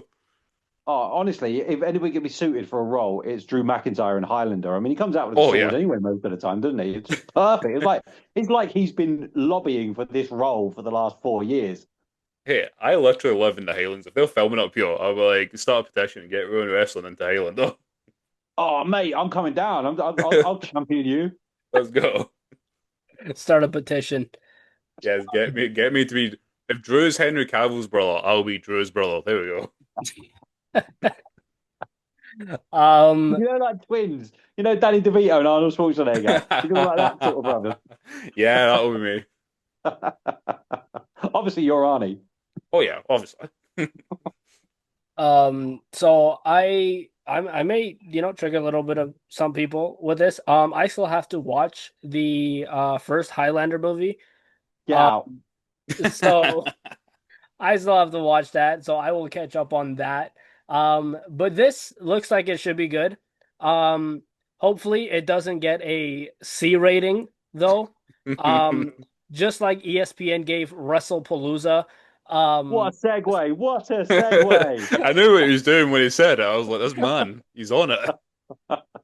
just so this past week, ESPN has completely shit on the WWE. Um, so yeah, Wrestlepalooza got a C grade, and there's some people that are coming after this. I can't remember the journalist's name that put this out. But he trashed on Monday Night Raw as well. And I don't blame him for it because there's some people coming at him like, why isn't he, like they thought he would be like, I'll give it a B even though I think it's a C kind of thing because he doesn't want to piss off the higher ups.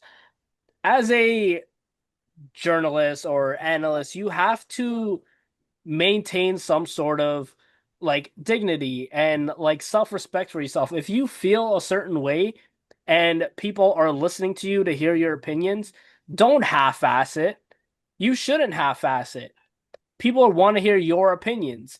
And he put out his opinion and I agree with him, and one of the points he made is a point we all made is that the only good thing from Wrestlepalooza was the Io Sky and Stephanie Vaquer match, and then Monday Night Raw. I didn't think Monday Night Raw was that great either. So I don't understand why people are knocking him a little bit and thinking that he was going to just like give it a B rating or like put it over more than it should be. He's doing his job as an analyst and as a journalist, and that's what he should do. Yeah, because it's funny actually. You've seen a lot of reports from WWE being like really surprised by this, but I think it's totally valid because I said this as well. Like WrestlePalooza was not the worst show of all time. No, it was nowhere near close to that. But Brock versus Cena was atrocious. Stephanie and Io was fantastic. They cancelled each other out. The rest of the show, bar questionable booking, was fine. So yeah, see, like I think the guy's spot on. And this is the thing. WWE promised this spectacular, amazing grand show, and it got a C. Okay, C, that's their average. That's what it is. It's an average. Okay, if this is your average and this is what you're getting, it's time for you to step up and make it better. Yep. And that's what they need. They need that kick in the arse. And if they aren't going to listen to what AEW are doing because they want to pretend like it doesn't exist, though I think they should acknowledge it because it's a hell of a lot better than what they're producing. I think, yeah, I'm all with this guy. I think he got it spot on. You know, when they were making this ESPN deal, the WWE, or should we say TKO, I get the feeling they overlooked something. Do you think? That ESPN will tell us what they think about their shows. And I think they've accidentally, possibly anyway, if they're sensible, they've accidentally made themselves accountable to someone. Yeah. And it could be a fantastic thing for the WWE that all of a sudden there's somebody in the crew, shall we say, who's like, well, no, it was shit. And I'm going to tell you it was shit. And the problem is now, because ESPN are involved with the WWE, people are now going to listen to ESPN's opinion about WWE, which beforehand, nobody would have cared. So somebody in that meeting is like, I think I might have made a slight mistake here, guys. So yes, exactly what you said, Rue. It might be the kick up the arse they need. I And think so so.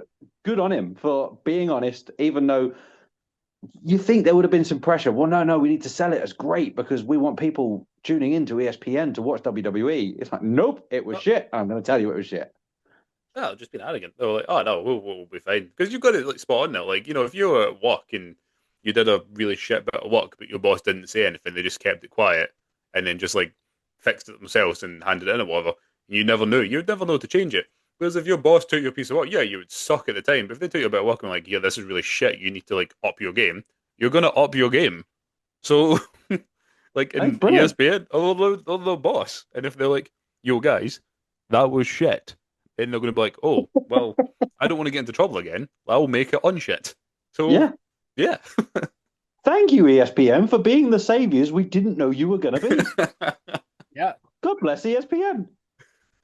And WWE has like obviously put themselves in this position by aligning themselves with ESPN and with ESPN being close to like the NBA and the NFL. I watch ESPN and like First Take with Stephen A. Smith as often as I can. And those guys are brutally honest about anything NBA and NFL related, which they should be. Why would it be any different for the WWE if they want to put themselves in that category? It shouldn't be, right? Yep. If it's shit, Yeah. they should tell you it's shit. So, yeah, like you guys said, hopefully this is the kick in the ass they need. And if they don't like the C grade and them being brutally honest, well, get better, book it Yep. better. Bearing in mind how much we all love WWE, we're very hard on them. Stop being shit. You've been told you're shit now, so stop being shit. I Uh, will say though, I didn't think Raw was actually that bad. It was nice to see it not begin and end with some kind of Vision beatdown. So we saw Rhea Ripley turned into a Smurf instead, which I thought was very entertaining. very true. So, um, something I do like though is, and like obviously I did my AEW Dynamite post show this past week, like I do every Wednesday or Thursday morning if I'm too tired. Um, and I talked briefly about the announcement, and we're not going to go over the whole Dynamite show, but there was one major announcement on Dynamite this week, and that was the AEW Women's World Tag Team Championships announced. We knew it was a matter of time before um, it was gonna get announced. I figured that this was gonna be the announcement as soon as they announced Tony Khan had an announcement. That was way too many times to say announcement in the same sentence. But so yeah, I love this idea, and I think this can be really, really good. Because obviously AEW has a stacked roster. They have a stacked women's roster. And you can get a lot of unsigned talent as well that you don't necessarily have to sign for the tournament. Hell, you can have a 16 team tournament and it just be the greatest thing ever. They have to make these titles matter, right? You can't treat them like the the WWE Women's Tag Team titles. Um, they have to matter, right? Like I like the fact that they look just like the men's tag titles, and it's not like some like small like title or whatever. I do like that it looks similar. Like even when WWE did that, I'm like, okay, that's it's not too bad. I like that. Um, and yeah, they can put so many people in this tournament, right? Like you already have like you can put Mina Shirakawa and Tony Storm in there. You can put Megan Bayne and Penelope Ford in there. Like in terms of unsigned talent, hell, Shotzi and Scarlett, I don't think they'd mind tagging together. You could throw them in there. Um, and have a tournament like just a huge tournament. And I think this can be really good if the storytelling is correct. Yeah, I think so. I think it's funny with AEW. I think if they'd put any other like or added any other belts to this, I would have been like, oh my god, more belts. But I think this is the perfect one, like you said, Josh, that they do need. And I feel bad already talking about it, like relegating the belts to the pre-show. But that's not what I mean. I'm not relegating it. But like you said, like they have such a stacked roster that on these pre-shows they always have these big like like 8 or 16 women tag matches, or free falls. Well, now we can do it for the belts. Have something behind it, and as you said, there's so many people there, and especially like I think a perfect team you brought up there was Tony and Mina Shirakawa. Like that's a big name that could help elevate this division from the start. I think Megan Bayne, by the way, and Penelope Ford are like a great shout to be inaugural champs. Just said. I would love to see that. Yeah, I'm a big fan of this. It's I mean, I will add a lot more to the division that they have there, that stat division. And the really interesting idea you brought up about also the fact that, especially with it being AEW a lot more loose with stuff, they can use unsigned talents like the Shotzi and Scarlett, which is something I never even thought about. So yeah, I'm all about it. Yeah, completely. There's no downside to this at all. Got a great women's roster there and just more opportunity for everyone. I think they're going to have to end up with what would this be now? A ninth or 10th male model holding a belt for Mercedes Moné. I don't know who she's going to pick as a tag team partner to win the title, but But you'll yeah, have that'll two be another belts. title around Mercedes' waist before long. Oh God, no. That's what I mean. She can have an extra two belts. She needs two male models. There's two belts there. But Just win it on herself. her own. No, I think it's great. I think it's great. I think it's weird it's taken this long, but they do have a brilliant women's roster. I'd just like to see some gold around Willow's waist, to be fair. Yeah, well, it's a great show as well. I wouldn't mind it being on Sky Blue and Julia Hart. Oh, you The big shocker. simp. You big simp. I wouldn't mind that at all. I'm just gonna put that out there. Um, I'd anyway, rather Mercedes Monet just to hear the next podcast with Josh. His disdain, and she specifically beat Sky Blue for it. oh my God. We'll never hear from him again. He's quit wrestling. He just watches lacrosse now. Yeah, Tony Khan's gonna hear this and be like, okay, right. So Mercedes Monet to defeat Sky Blue. They said Josh's worst nightmare is Sky Blue getting signed to WWE and her first big match be at the Saudi Mania, by the way. Oh my goodness. No, no, let's keep Blue in AEW. And Let's losing to let's Julia. protect. Anyway, let's go on to NXT No Mercy, or yeah, let's talk about No Mercy and then we'll talk about SmackDown because SmackDown wasn't too much. So yeah, we'll talk about No Mercy since it's more fresh in our minds. And then we'll go on to SmackDown. We so on the pre-show of NXT No Mercy, we had pretty much nothing, but we had an announcement regarding Lainey Reed that she is injured and cannot compete in the Speed Women's Championship match, which again, like there's so much of this recently and it really sucks. And yeah, it's really bad. And I feel bad for Lainey Reed because I feel like she was going to win that title. But yeah, so instead they announced that Sol Ruka will have a mystery opponent later on No Mercy, which we're gonna get into. We kicked the night off with Javon Evans defeating Josh Briggs, a fantastic match. Yeah, everything about this match was cool. Javon Evans did some insane spots in this match. Yeah, I totally expected this match to be good. I like both guys. Yeah, good match, and Evans gets the win that he needed. Yeah, also it's quite funny because I was in Josh's live stream for it, so I've like seen his reaction. He knows mine to this match. I this was my match tonight. I absolutely adored this, and the best thing about it, it's like rant slash just to point out how stupid we are. The fans in bloody Fort Lauderdale at the beginning of the match chanting that you can't wrestle with Josh Briggs, who goes out there and puts on match tonight with What? Jordan Von Evans. Get it up, he's like. Be more Scottish. Get that up, yes. Get up. Like they'll say, "Jan, you can't wrestle Josh Briggs." Like Josh now in the chat, I was like, "What are they on about?" He goes out there, and it's because I said Javon did some mental stuff in his match, but it takes two people, and Josh Briggs was great there to swipe Javon out the air, etc., and do some mental things. Um, this was a fantastic match. It was my match of the night. I absolutely loved this. And yeah, fair play to Javon. Wasn't a great night for me prediction wise, well, as Josh knows. But I'm for a lot of it. I was happy to be proven wrong. I did have Josh Briggs winning here. Fortunately, obviously didn't. So fair play to Javon. So I think the result was right. Um, we could talk all day about Javon Evans. He is just world class already. So no, I'm going to talk about the evolution of Josh Briggs. I saw Yes. him, let's say 4 months ago, 4 or 5 months ago, and it was the first time I saw Josh Briggs, and I thought he's got something. There's something there with him. He's not like rounded yet or anything like that, but there's just something there.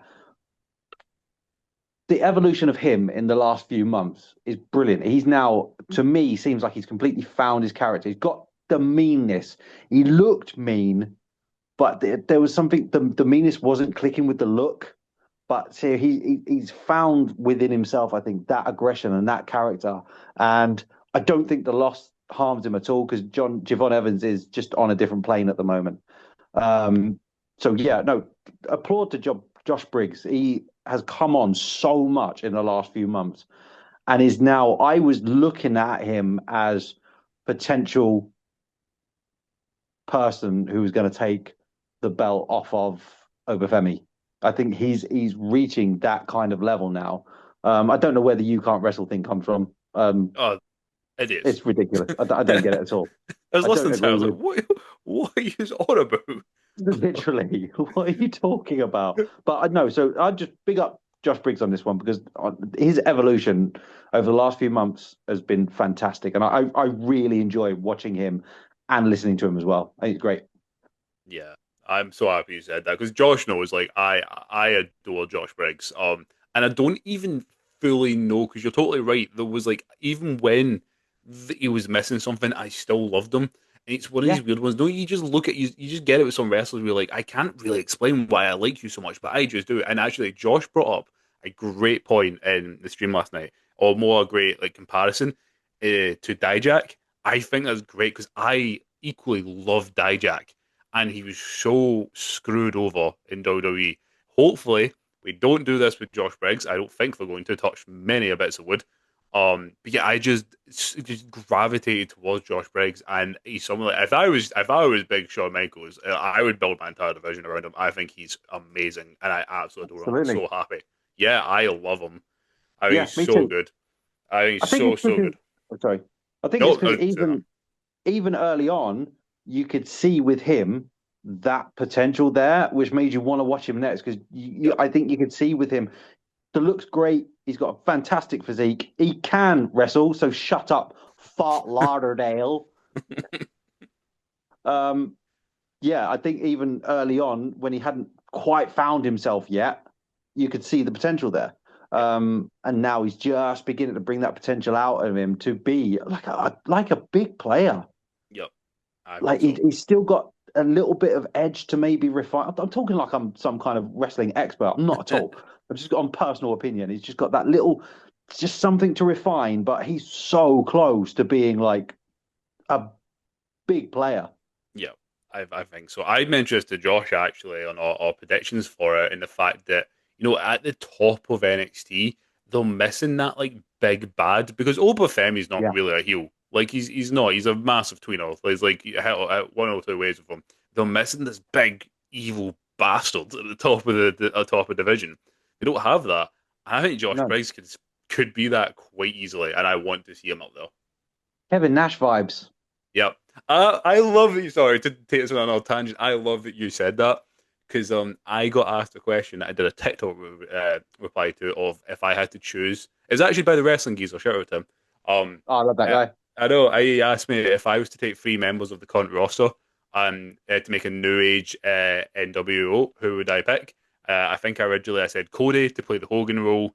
I said Ethan Page to play the Scott Hall role, and I picked Josh Briggs to play the Kevin Nash role. Perfect. There you go. Following that opening match was where we found out who Sol Ruka would be competing against for the Speed Women's Championship. That ended up being Jada Parker, which is pretty cool. Like I love Jada Parker, so it was cool that she made it onto the card because she was not initially booked for the show. Um, Sol Ruka retained against Jada Parker with help from Lash Legend. Zarya speared Lash Legend as well.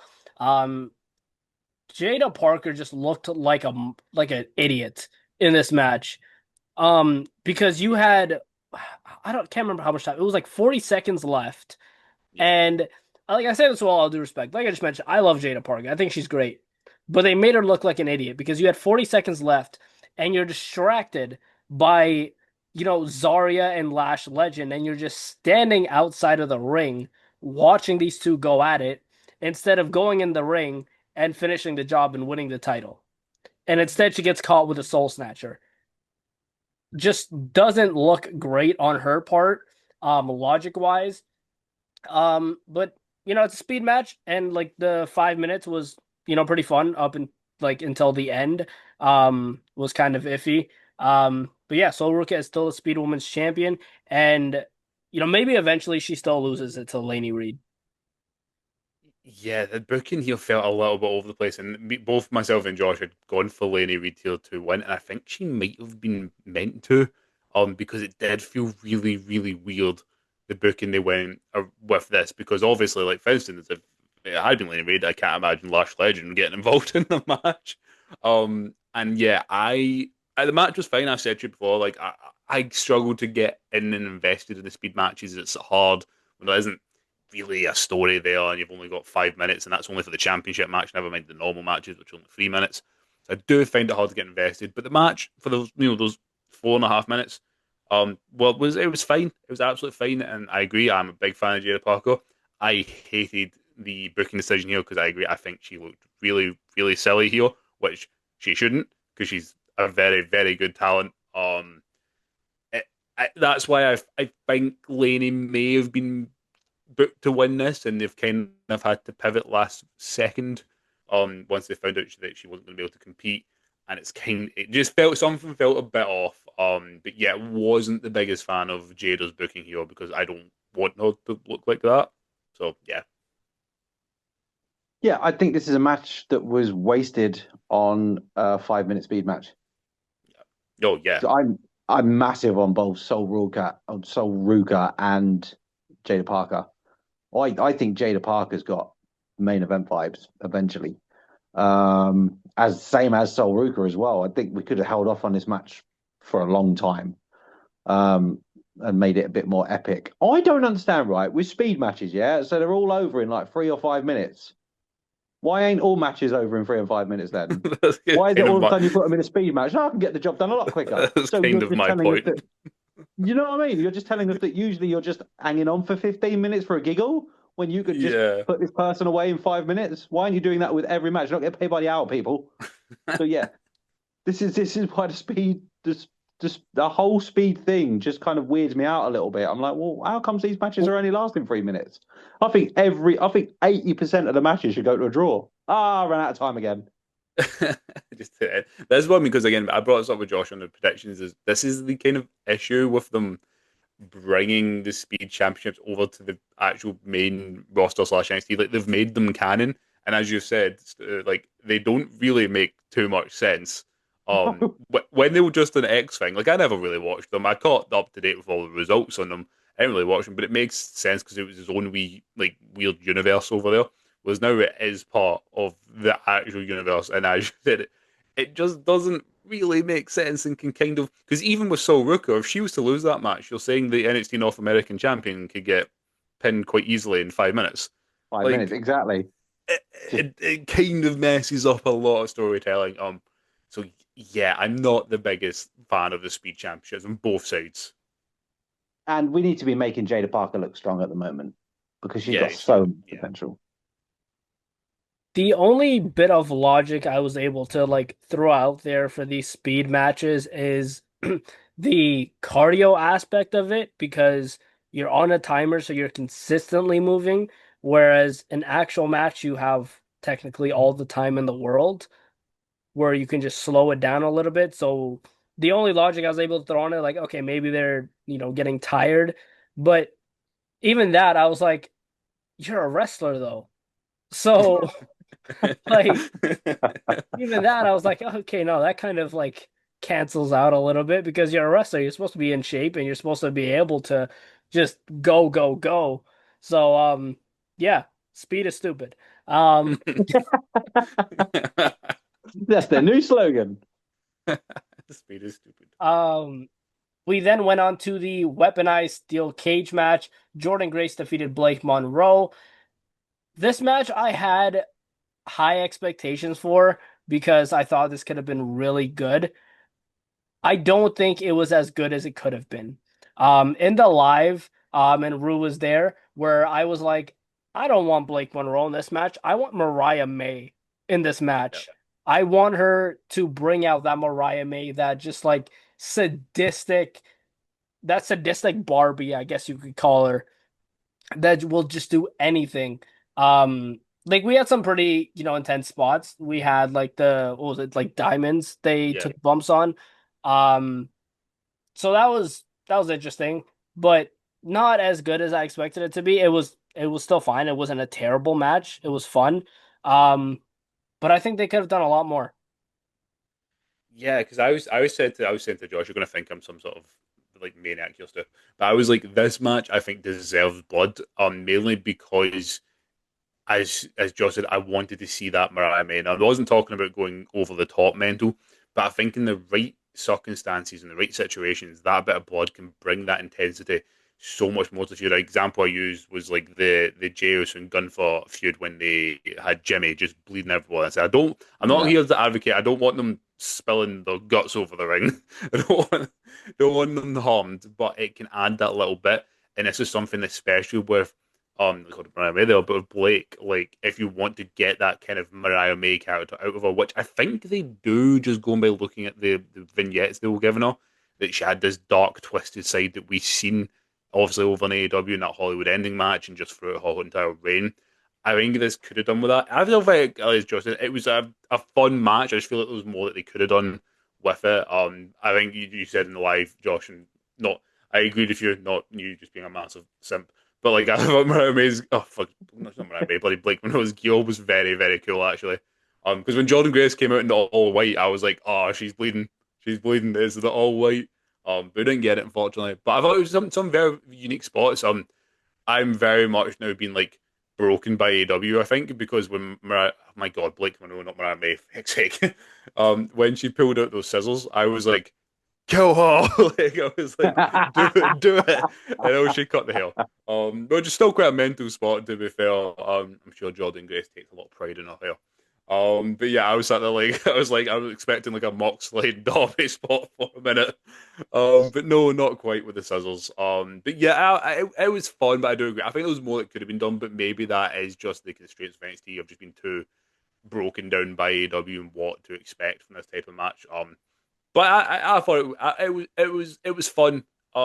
Yeah, just I do agree. I think it could be a little bit more if they were allowed to do that. No, the RoboCop movies. RoboCop 1 and 2 were 18s, and they Yes. were awesome. And then they brought out RoboCop 3, and for some reason it was like a 12. Mariah May was RoboCop 1 and 2.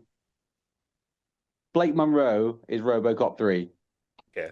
It's like this Totally. watered down 12 certificate Mariah May. And for me personally, it's not hitting at all.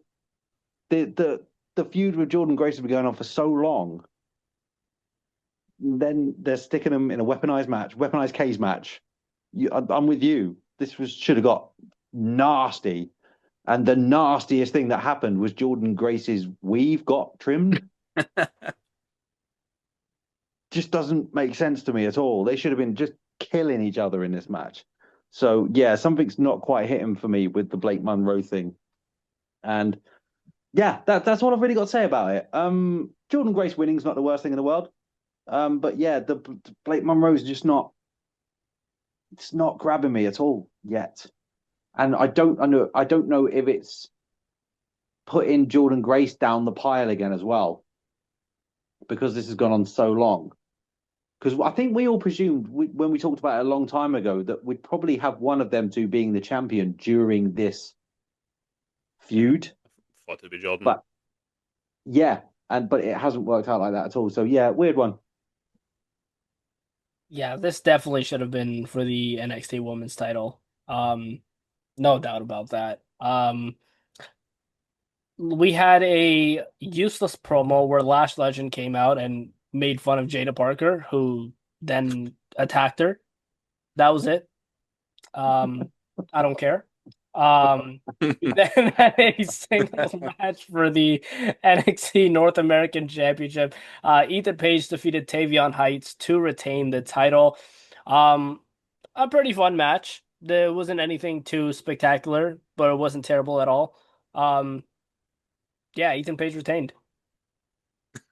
These are the notes you're sitting right on the edge of the screen when you're on the live.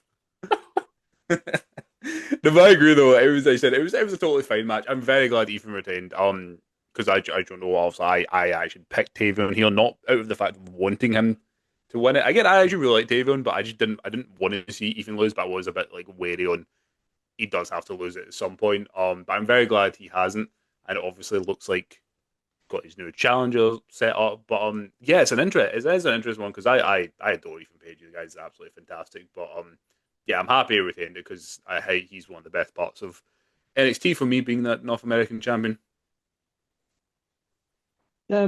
Every time he retains the North American title, I get a little bit disappointed because it means he's not going up to the main roster yet. And then I get even more disappointed because I know Chelsea Green is looking for her Slagent at the moment. I did say that. Those two together were brilliant on NXT. I thought they just bounced off each other so well. Such a good partnership. So yeah, I love him as North American champion. And there's a part of me, because I watch NXT, I'm really happy he's on it every week because he is just elite talent for me. By the way, how cool does the North American title belt look with the Canadian flag on? Because Canada's just better. That was it. I we have Josh on, so yes, Canada is better. It is the best. No, I agree though. Like, see if I could get a guaranteed written hand statement from Triple H saying that, oh, we'll bring Ethan Page to join with Chelsea. Cool. That's fine. Yeah, literally. I'm just scared because, as you said, that I want to see him on the main roster, but I also don't want to see him leave NXT because I'm scared he goes to the main roster and just becomes another pawn on Monday Night Raw. Yeah, I hope do he understand really, what you're saying. yeah, I But, really hope he doesn't. to me, Tavion Heights wasn't the person to take it off of him anyway.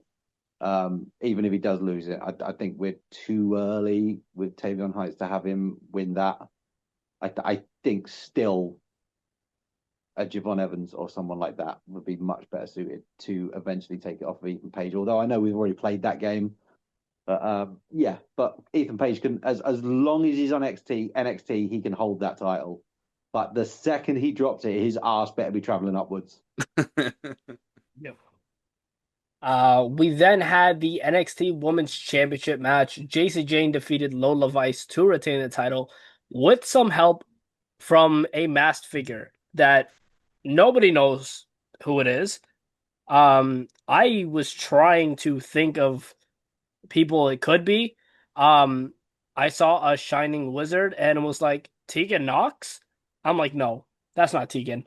Um, and then I like coincidentally, like a few hours after I saw Tegan Knox posting on her story, like, not in Fort Lauderdale. She was with her partner. I was like, oh, okay. So it's not Tegan for sure. Um, and like she's like bashed the WWE the past few months anyway. So, um, but yeah, I don't know who this person could be if they're under a mask. Um, yeah, I have no idea. What do you guys think of this? Yeah, because we were both watching the stream, trying to be like, who the hell? Because the person had the most respectful way had a quite like not unusual figure, but it was quite distinctive. Like we both said, like they seemed quite tall and skinny. Um, and trying to work out who. Honestly, I've been racking my brains all day trying to think out who it could be. Because I said to you, it looked like, and obviously I know it's not. I'm not saying it was this person, but the sort of figure looked a lot like Alba Fire. That kind of taller, slightly skinnier version. I was trying to think, who could that be? And really, the only person that came to mind. And again, this makes no sense either. I don't think it would be, considering we spoke about where she stands at the minute earlier on. Would be someone like Indy Hartwell, but that doesn't make sense either. So I don't. I honestly have. I usually I'm like I managed to come up with like someone. I have no clue who this is. I've seen folks saying it's Lainey Reed, but I'm like, but that makes no sense because she literally had her foot in a cast, and why would they take the match off of her from earlier? And she's quite small as well from what I've seen. So I genuinely don't know who this is. Is there no one from AAA? It might be. Um, No. no, I don't No, think because so. they're Really. all quite, without sounding disrespectful, all quite full of figured ladies in AAA, aren't they? Yes. Um, but yeah, I'm really surprised she didn't win. To be fair, but the more JC Jane doesn't lose the title, the better it gets. Because every new challenger, we're like, oh, okay, this is the one who's going to win the title off of JC, and it just won't happen. And she's becoming just a better champion every minute that she doesn't lose that title because we all expect her to lose the title. She gets better and better each time. It's funny. Literally, it's brilliant. It's so good because she keeps being called the most beatable champion in NXT history, and yet nobody can get the job done. No, Um, absolutely. I said that to Josh yesterday. I was like, Cisa at the beginning, like, also, me and I mean everyone else was like, oh my god, what when she won it? She's like one of my favorite wrestlers in NXT currently. exactly the same. Same. Hated her. What is the point of putting this on her? And as time goes by, I'm just like, you're a fantastic champion. Yeah, Somebody saw you as a champion, put it on you, and he was the only person who saw what none of us saw. yep. And he was right. No, absolutely. I Yeah, don't know who the masked person is, but isn't it nice to have a masked person come out who you actually don't know who it is? yeah. Yes. Yes. It's fantastic. El Grande Americano 1, 2, 3, 4, and 5. Take note. Sadly, with the same beard as Pete Dunne speaking out onto the mask. I'm I'm I'm not gonna get my hopes up for it to be someone big. It could just end up being somebody from like Evolve or something like that. Of Yeah. course. Um, but yeah, Carmella. it's cool. It's a cool little mystery aspect to it. Any Maybe free we'll find agents? out on Tuesday. Hopefully. I was hoping to find out. I was like, is anyone is like just off the top of it? Is there anyone who's like currently a free agent that we're missing? Someone like not massive, but just someone obvious. I don't. Charlotte. That would be amazing. Yeah, just a massive FU to all across as fans. Actually, you know what? We're going to be saying Scarlet, not Cross. I cannot think of some. I can't think of someone unless No. there's a throwback. I, Yeah, I'm trying to think of someone who like their first instinct would be to throw a shining wizard. That's what I'm stuck on. yeah, because as you said, yeah, like Tegan Knox was the Chinese wizard, but it's definitely not her. No. I don't know because like I tried to think that as well. I'm like, is there a throwback name? But I said the person again with the utmost respect. I'm not trying to say an arsehole here, but I'm like they had like a bit of an unusual build. They did look quite tall and a bit skinny on. I was like, who could this be? So Like, rude to build, isn't Britt it? It's so Baker. rude to build. yeah, I just Soul Ruka. Screw it. I'm saying Sol Ruka because I can't think of it. Sol Ruka or Carmella. Because it's the only thing. Carmel's like Maybe. actually not like a like crazy shout. I don't. I say I don't think it would be, but it's not like. I mean, it's better. I've got nothing else to say. So As it's an apology for destroying Corey Graves' neck again. Um, so before we get into the main event, during the TikTok live, I was talking to Rue and the rest of the chat about how because I got everything on this card correct in terms of predictions. And I was telling them like usually when I go flawless in a card, it's always the main event that screws me over and I get that one wrong. That happened to be the case once again, everybody because I picked Obafemi to retain, and he did not. Ricky Saints beat Obafemi for the NXT Championship. Um, yeah, congrats to Ricky. It was a pretty fun match. And Ricky pulled out everything. Like he really looked like an underdog in this match. And like there was times where it was like, okay, yeah, that's it. Oba's retaining, and then Ricky kicked out. Um, yeah, this was a fun match, and congratulations to Ricky Saints. I'm curious as to um where he's gonna go from here and where Oba's gonna go from here. Should be the main roster, should be, but he's also got I think a meeting with Trick Williams at some point. Yep. Yeah, he does. I mean, it was funny in both of our reactions. I know I could see your live one, but I was pretty much the exact same on my side of the camera. Um, yeah, fun match. I would at least say that you can take probably some maybe respect from it. The fact that like I think you 99% of the rest of the world had Oba retaining as well. Because like I said before, like Ricky, I think could have well have been the one to take it off of Oba. Like I think actual Ricky beating him isn't like the craziest thing in the world. It's the timing of it. Like I thought Oba was for sure holding on to that till Stand and Deliver or something. I thought he had a wee bit longer yet left, but no, not at all. Like Ricky hit him with about 5 or 6 or 7 bloody DDTs, which was cool to see. Yeah, fun match, mental outcome. This is both of our reactions in the live, which was very, very funny. But yeah, like I said, it opens so many questions on what happens now. As you said, Oba's got this meeting with Trick, which is quite interesting considering now. Will it be Oba or will it be Ricky? Now is Oba going to become the TNA champion? Is I don't think so. And then I think Oba will probably stay around maybe till like Halloween Havoc. They might do like a triple threat again or something in the main event. Um, and then from there he can go up because like I'm trying to think where they fit him in if they come to the main roster because I don't want them just calling up to the main roster with nothing to do. Because there's I think he was a shoo-in to be in the Rumble this year, but next year, sorry, but that's still quite a while away. So I was thinking, saw it because I think a lot of people were thinking that this man might be Brock Lesnar, but apparently he's now not going to be seen at all for a long, long time. How about the Vision? hire Oba to help them in war games. Sort of like just have this big massive guy to bring him up. I don't know. Um, but yeah, exciting times. I'll say that. But yeah, mental outcome. This was a huge shock until I thought about it for a second. And I think Oba, his title reign, for no fault of his own, had kind of run its course. It had got a bit samey. I think after the Javon Evans thing, it kind of just went a bit flat. Oba title defenses weren't feeling like main events. They were just kind of like Oba's going to win against this person. I think Ricky Saints personally is a great shout, brilliant shout for the NXT title. I think he's ace. I want to see him put on 20 pounds of mass, but I think he's brilliant. Charisma coming out of his butthole. I like that he won. And as I say, I think Oba's just the title reign had run its course. I wouldn't be surprised if just as a tester, not as a permanent thing on the main roster, we might see him answer maybe a Sami Zayn Open Challenge. Ooh. I didn't think about that. Yes. I think that'd be a great, just little taste of him on the main roster, see how the crowd reacts and stuff.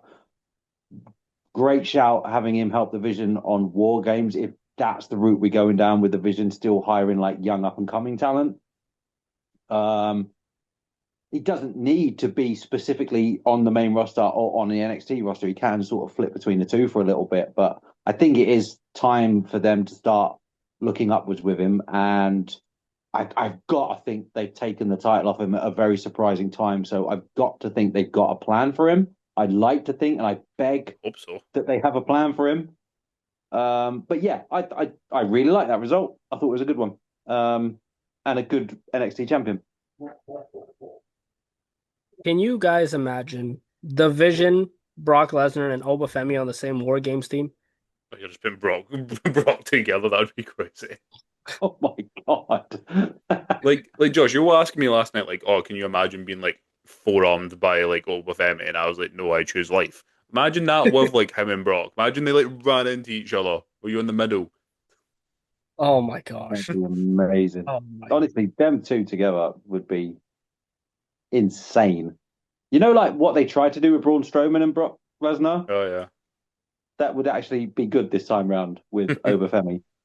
But it's weird. You know, we always talk about NXT call ups to the main roster. It's very rare we mention Overfemi ever.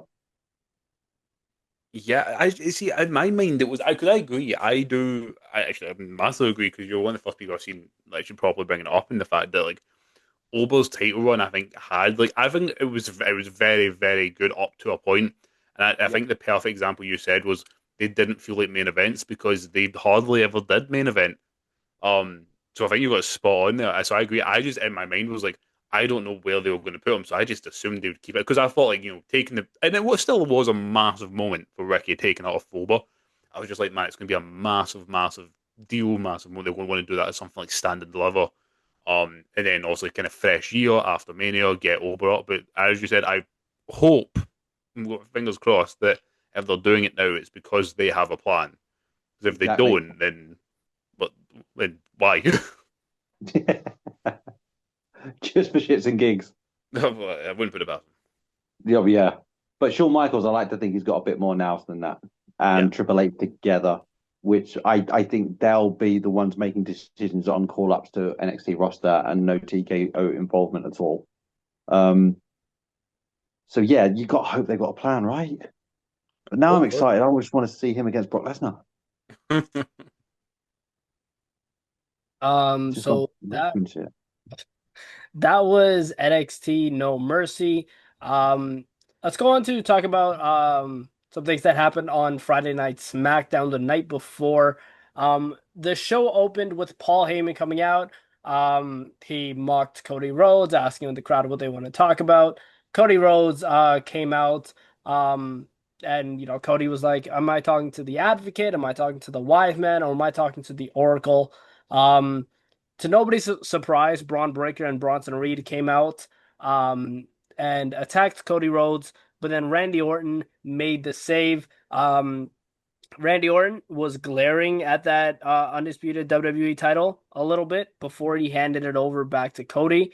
So the seeds are being planted for that at some point in time.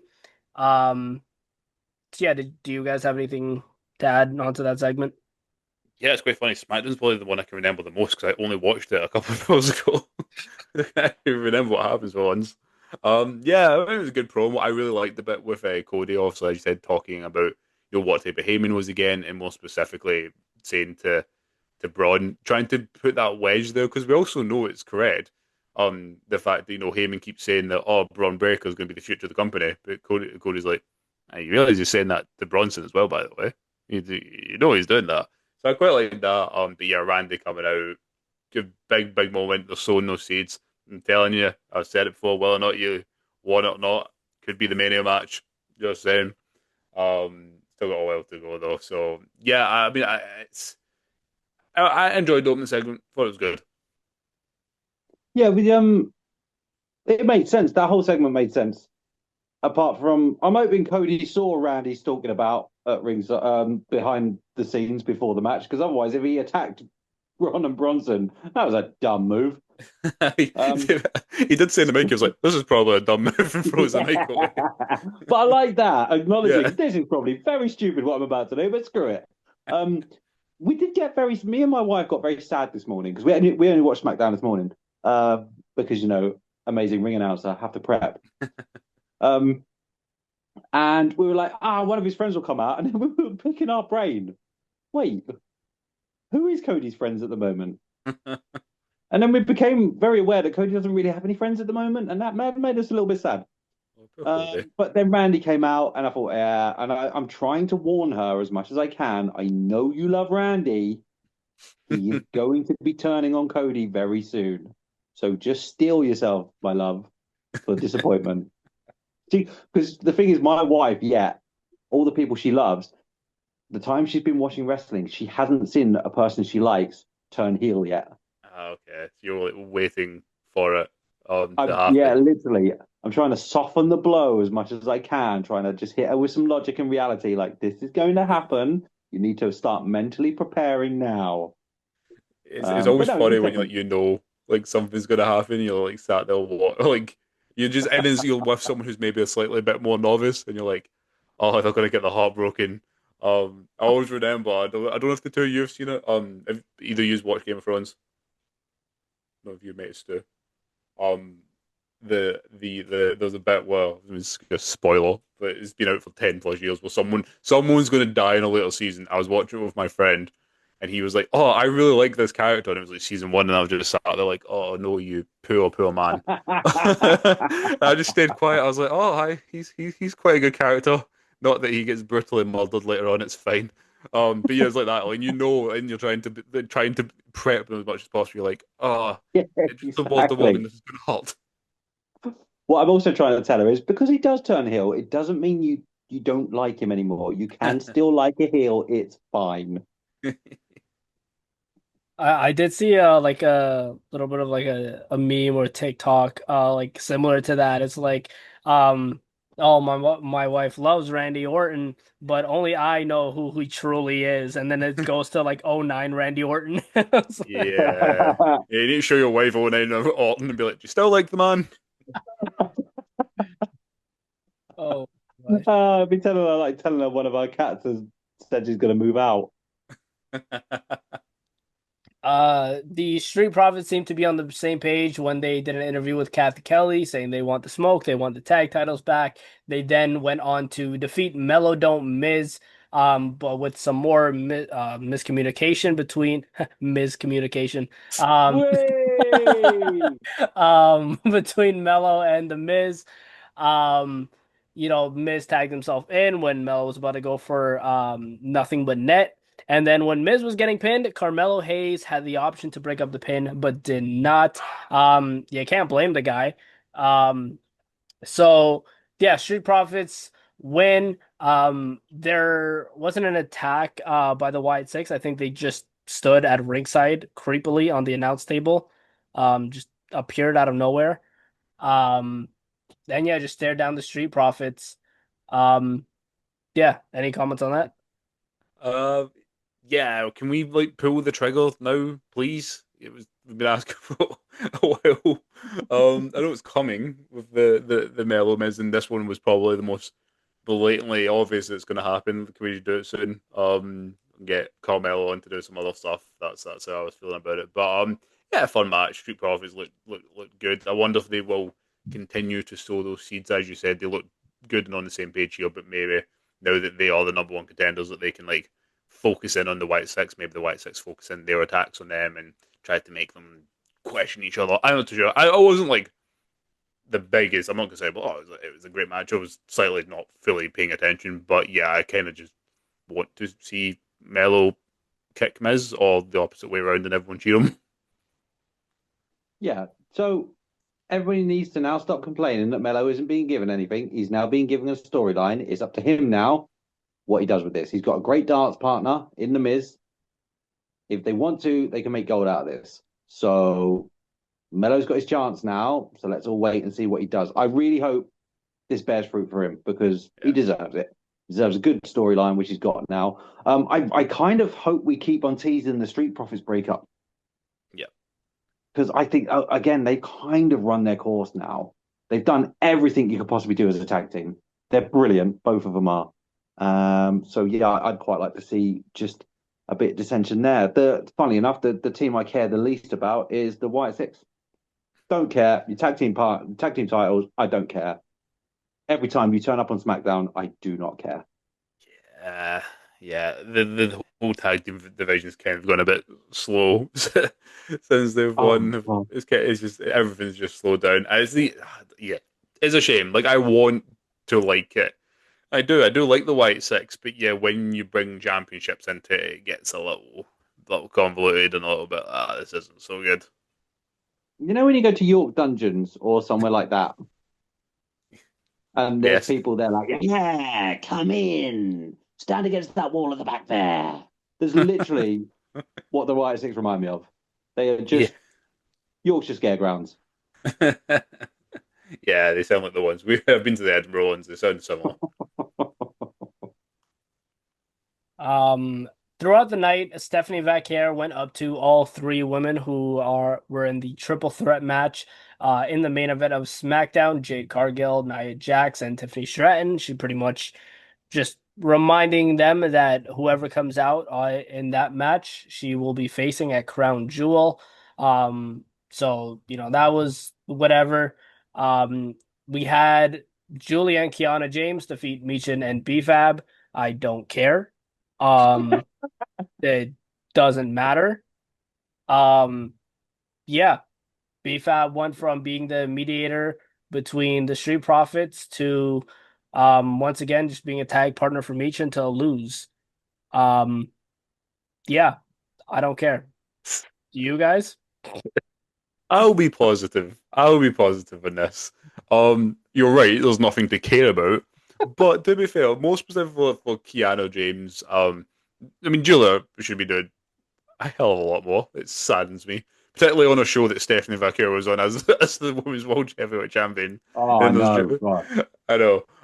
But the positive I'll take out of this is the fact that I was like, this is like the match was actually said at the beginning. No one cared. The crowd didn't care because we've not been given a reason to care. But the match itself, for some of the maybe more inexperienced people in the match, not obviously not speaking about Julia or Michin here, I think they did okay. They did decent. Wasn't a train wreck. Wasn't a car crash. It was decent and fair play to them. But as you said, we don't been given a reason to care, and so the crowd didn't care. And when the crowd doesn't care, as a viewer at home, it's hard to get into a match. All I could hear during this match was the flushing of toilets because that's where everybody Exact went. point.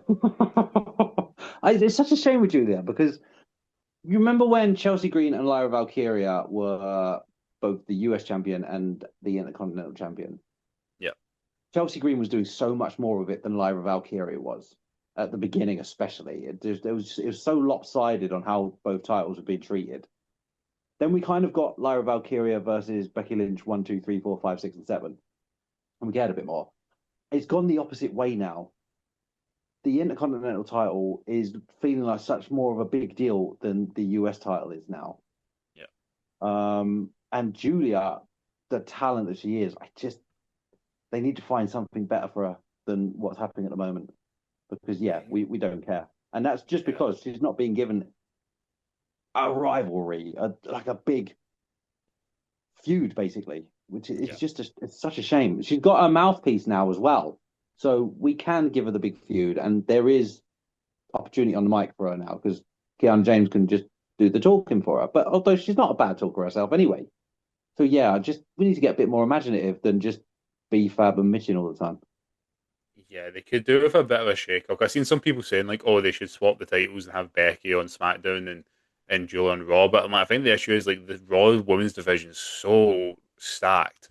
It's Yeah, so stacked. With SmackDown, you've got your many standouts, but they're going to struggle. So even if you brought Becky over, there's no one there. If you swapped her with Julia, sorry, there's no one there on that level to feud with her. And no, absolutely not. you'd still have the same problem. So they need to bring more people from Raw over, not the champ. They don't need to swap the champions, but I think they should swap or do a bit of a shake up or something and get some more people over on the mid card. Because as you said, like the difference in the two titles is it's absolutely night and day. The Yeah. Continental title, it's crazy. And it just sucks that it's stuck in Julia or someone who's so good. But it's just been you just forget that. There is two very, very good contenders on SmackDown for the US title. Sadly, they're both tag team champions at the moment. Yes, I thought about that one as well. So that's a shame. Yeah. Yeah. Speaking of Alexa and Charlotte, Sol Ruka and Zarya went up to them for a tag team championship match backstage. But Alexa and Flair says they haven't earned it yet. I don't think that they watch NXT. So, um, if they don't watch NXT, then I guess, that's a fair response. But if they do watch NXT and that was still their response, then sure.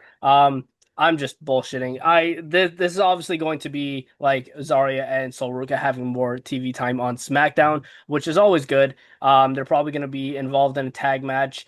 I don't know against who. Probably like I Machin and BFAB maybe. Um, there's not many other tag teams on But SmackDown. you're correct. Um, like it could be Chelsea and Alba as well. Um, but yeah, so that was that. We're eventually gonna get Sol Ruka and Zarya versus Alexa Bliss and Charlotte Flair. The seeds have been planted for that. Drew McIntyre came out and guess what? He talked about how he was screwed from the match at a Wrestlepalooza. Screwed. Um, so, Nick Aldis then came out and told Drew to stop complaining and shut up. Um, and then walked away, and Drew kept rambling on until Jacob Fatu interrupted and came out. And then Drew had a medical boot on, by the way, to sell that he was hurt from smashing his foot against the announce table. He's obviously not hurt because he took a bump here because Jacob Fatu laid out Drew McIntyre with that boot. So yeah, it's good to see Jacob Fatu back on TV, and I think this feud between Fatu and Drew can be really good. Yeah, I think so. I think firstly, I'll say the go back to the Zario Soul stuff as well. I kind of well, not predicted. I imagined this was going to happen again simply because of the whole Crown Jewel, Perth, Zario, Aussie. I kind of assumed this is what they might be doing and try to lead up to that, and maybe it'll further sow those seeds of dissent between Saul and Zario when it comes to that show. But anyway, that was my first point for that. But yeah, Jacob and Drew. Um, I'm okay. So I've got 2 points on it. Because for the one hand, for Jacob, I'm very excited for this because this feels like this is going to be Jacob's trial for the main event. Drew is a great stepping stone to see. I mean, he's got a guy who's always going to be in and around the main event. He hopefully one day might actually win some of the goddamn matches. I think there was a statistic he's lost 17 of his last 18 World Championship matches. It's been nice for him to win one at some point. But yeah, I think Drew's a great stepping stone there for Jacob Fatu to see how he gets on in that main event. The issue I then have is Drew going to lose again? And I think the answer is probably yes. Um, so I feel funny about that one, but I think the actual match and the promos particularly will be fantastic. So I now need to go back to the Zarya thing that you've just been talking about. Grayson Waller must be like, hang about, you're trying to promote every single Australian. I'm an Australian. I'd like to go to Perth and do something. He'll get his talk show with Oh, that's Penta. very true. To be He'll fair, get his talk show with Penta. he has been alongside Rhea Ripley, like going like to Australia and other places to promote Crown Jewel. But yeah, it would be nice of them to put him on the card. Yeah. I like the Zarya Charlotte, the Zarya Sol Ruka Charlotte Flair Alexa Bliss thing. I think that's good for all of them. To be fair, I think that would be a really good match. Jacob Fatu, this is exactly the level he should be at now, facing people like Drew McIntyre. As you say, it is a trial for him, and one I really hope he passes. I don't know why he disappeared for a while. It was a weird one that they just kept him off telly for a bit. I don't know if it maybe to work on promo or something like that. I don't know. Maybe he had a couple of little kinks they needed to work out. Drew McIntyre will lose because he's going to go off and shoot Highlander. Oh yeah, yeah. I forgot about that. I'm just putting two and two together there. Makes sense. So yeah, but I like it. I think, as I say, this is exactly now the level that Fatu should be operating at against the just below the elite tier wrestlers, just to see where he is. Much like we're doing with Bron Breakker at the moment on Raw. He is the Bron Breakker of SmackDown for me. The next sort of up and coming top level talent. I would like to hear him say more than he's all gas, no brakes. Yaramin. I would like a bit more variation on the microphone, but that's going to come. But he's one, every time I see him, I think you legitimately look like you'd kick people's ass. Like Bron again, they look like genuinely threatening human beings. And I like that. And so I'm excited to see how he comes up against Drew, who again looks like someone who is a genuinely threatening human being. I mean, he was standing there with a boot on, which should look ridiculous, but he still looked an absolute god. It's just the man's just put together. So yeah, I'm excited for this. I think it's going to be good for Jacob Fatu especially, and he's got a guy in there who's going to lead him through this, help him through, and just he's going to learn so much out of this feud if it's written and booked correctly. We then had the Sami Zayn US title open challenge that was accepted by Javon Evans. A fantastic match. As soon as Javon came out there, I was like, oh yeah, this is gonna be an absolute fantastic match. And it was. I will say they had me at some points where it's like, oh my God, is Javon gonna win the title? Um, the Javon Evans has been an absolute workhorse. Like we've talked about 3 shows on this podcast, and we've mentioned him in every single one. That being SmackDown, Victory Road, and No Mercy. He's an absolute workhorse, and he's everywhere. Yeah, kudos to the guy. He's doing fantastic right now, and he put on a fantastic match with Sami Zayn. Sami Zayn, of course, retained the title. Yeah, great match. Yeah, it's just so good. I said Javon is ridiculous. It's funny at the end of the match. I actually don't think that was Sammy even like selling. I think he actually was like, "What the fuck? What if this near enough child who just came and put on this hell of a match?" And again, I was watching just all in all I could think about was going back to 2015 with John Cena and Sami Zayn. I was like, that's what you're seeing right here. And it was so cool for Javon. Fair play to Sammy getting him up at the end and giving him his flowers, like he more than deserved it. Javon's, that's what I mean. Like, it's funny. He's even though he's not on the main roster. I said apart from Braun Breaker, but even to an extent, I think even there's a level of potentially even more. Javon, his future is easily solidified in WWE, and for somebody who's not even like won a title yet, he's solidified. That's just how good he is. It's insane. Incredible match. I don't really know what to say. Although I was laughing. You know, you didn't pre-warn me, Josh, that I was going to have to deal with Booker T for this episode as well. So Booker was once again on something. during all this, which I equally loved and hated all at the same time. I didn't like that Sammy kicked out of the super duper cutter. I'm all for protecting things, and that his cutter is so good. I hate when anybody kicks out of it, and especially. What do you know? What surprises me is I don't think a lot of main roster WWE fans watch NXT because when Javon Evans' music played, I popped hard. It's like, oh my god, because it was a genuine surprise. But then everybody was like in the arena were like, oh yay, I think I know him. That was a shame. But what a match though. Has Javon Evans been given any test yet that he hasn't passed with flying colours? If you think back to when he fought Randy when he was like 19, was it? Oh my god, that was that long I ago. believe so Yeah, around. yeah, that's Yeah. crazy. Falling You know for what I mean? bald-headed frauds on Twitter. That's he's the only bit he fell for. He's just unreal. He's unreal. I just get so scared. He's on such a good rise at the moment that he's because of the way he wrestles that he's going to pick up a bad injury. I'm terrified at all Yeah. times, but hopefully not. And yeah, the future is so bright. He's got to wear shades. Nia Jax was offered a spot in the Secret Harvest by Chelsea Green. Um, Uh, and she ripped up the flyer. And then Stephanie McIntyre just approached her, and Nia said, you know what everybody else said. She's like, once I win the title tonight, I'm going to beat you at Crown Jewel. Um, then we had another backstage segment. Kit Wilson was in an arm sling in a wheelchair and called Damian Priest toxic. And Priest just moved, and Kit Wilson just jumped out of his wheelchair.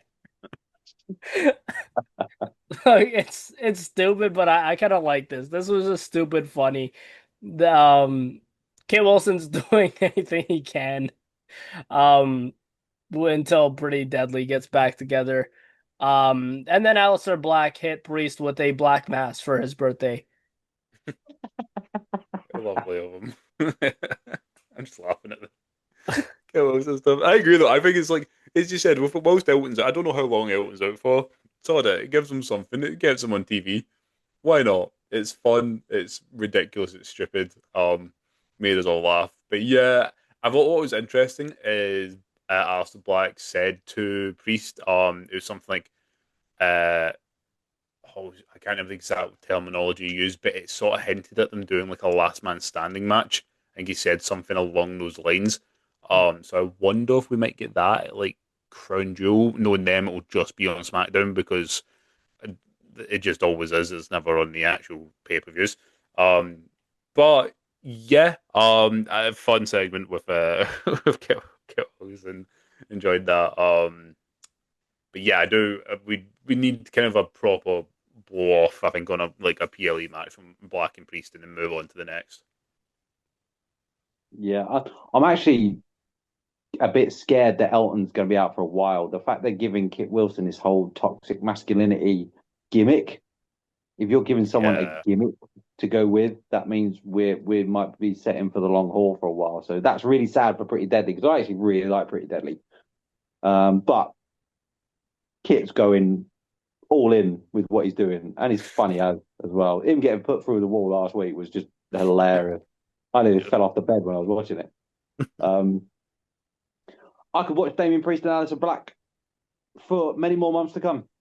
I love them both, and I think they're so suited to feud with each other. It's brilliant. So, but yeah, they do need a big payoff war, and you're right, Yep. it'll be on SmackDown because it all of a sudden SmackDown is turning into its own little weird entity where our PLEs are just the next episode of SmackDown.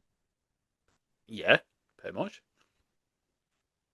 We then moved on to the main event of Friday Night SmackDown, the triple threat for the WWE Women's Championship.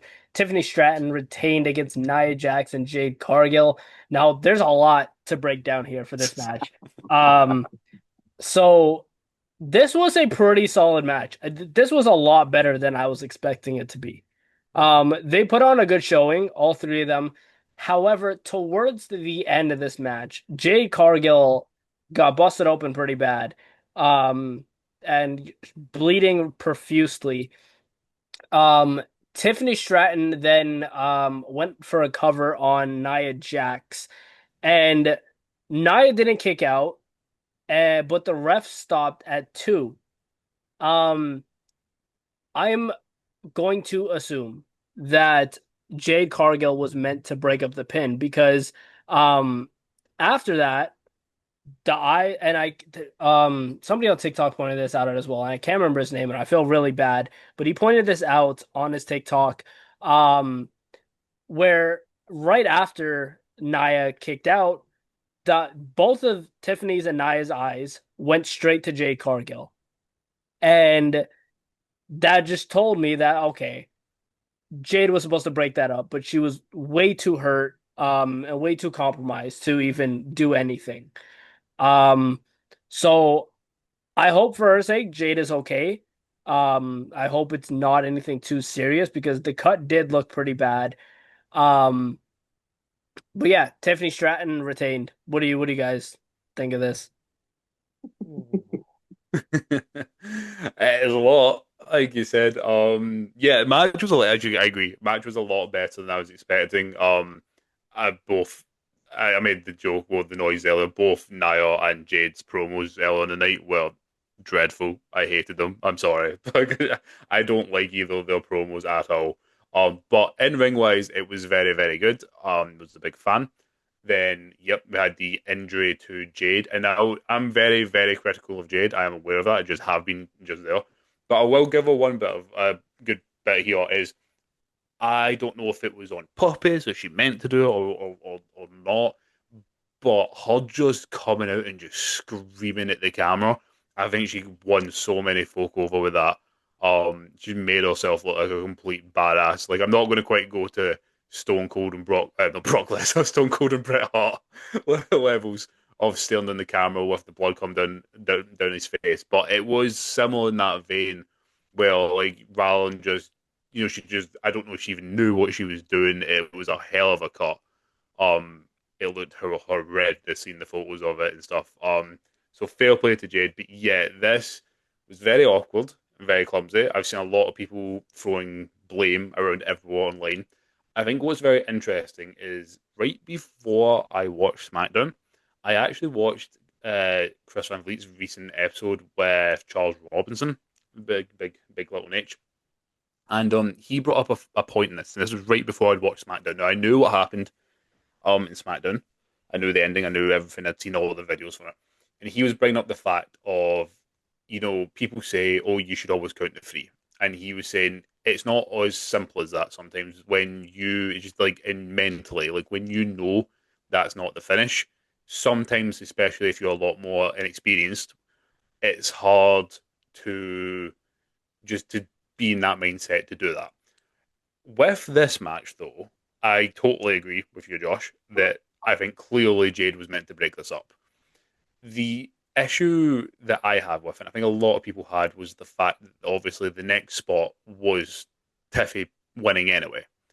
I feel like, and whether it was called on and just not been, it had just hadn't been sort of passed around correctly, or there's been misinformation come somewhere. I think a audible probably should have been called to be like, we go to the finish, and that'd be it. Somewhere, some sort of miscommunication has, I think, happened. Because if the finish was meant to happen right after that, it makes it look even worse, I think. And it was very blatantly obvious. I know it's something they've cut out of their YouTube highlights. It is still on SmackDown on Netflix, so I was able to see the entire thing. It's one of the worst ones I've seen. I feel bad. I don't want to sit here. I'm not wanting to go in because it's a hard job from the talent point of view, from the rest point of view. Um, but it was something I think could have been avoided. I think there was just a lot of miscommunication in the kind of mess of everything that happened. So I don't want to take away from the match, though. It was a very, very good match, a lot better than what I thought it was going to be. I'm glad Tiffy still retained. Also the fact that she's actually okay, because I know there's a lot of injury worries around her. But yeah, it was an awkward one, to say the least. Yeah, so first of all, happy Tiffy retained. I don't want to see either Jade or Nia near the title at the moment. Go and run after the US title and make that interesting for a bit. Agreed. Um, Yep, yep. to me, that was four people, including Jay Cargill, who for 3, 4, 5 minutes had a lot on their minds. Mm-hmm. There was a lot going on there. Jay Cargill had been busted open. You say you can't give it Stone Cold Steve Austin, Bret Hart vibes. You can give it Becky Lynch vibes. True, That shouting at the camera. Because, true. Nia Jax does enjoy wrecking people's faces and making stars.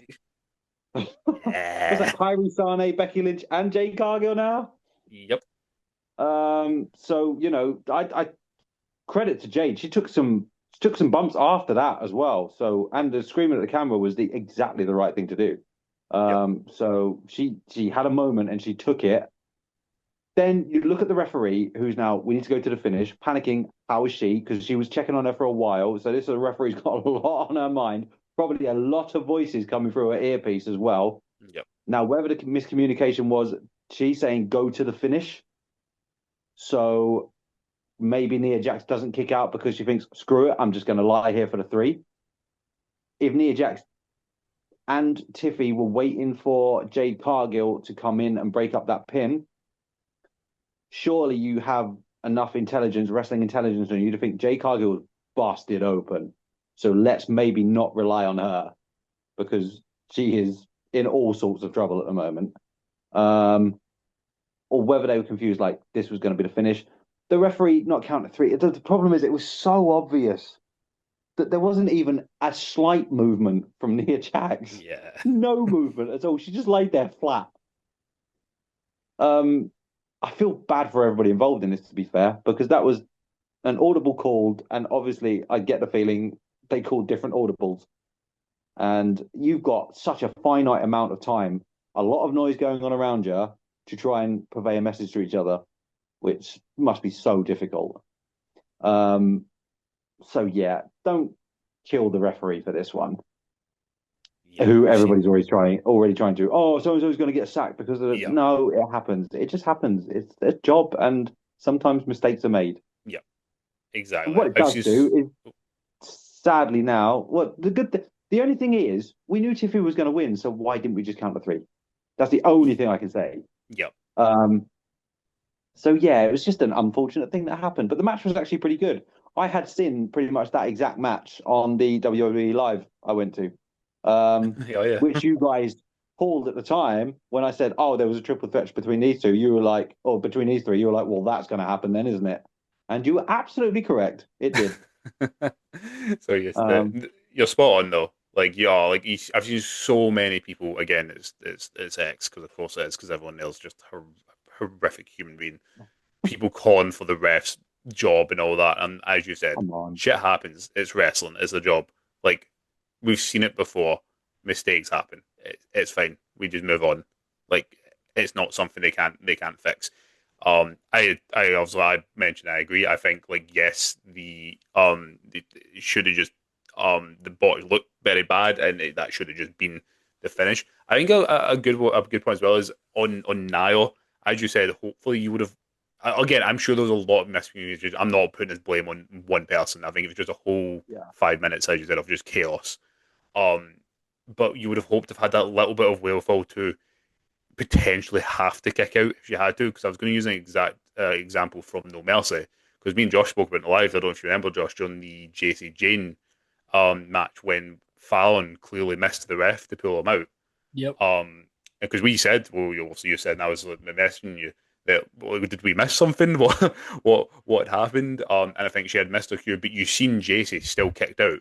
I, I'm surprised now I didn't have that little bit of just ring awareness to be. I'll just be prepared to kick out if I don't see Jade moving at all. Which then, Literally, that's the thing.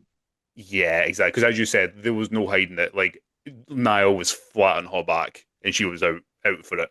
And even after the ref had counted the 2, I suppose, um, she still continued to lay there.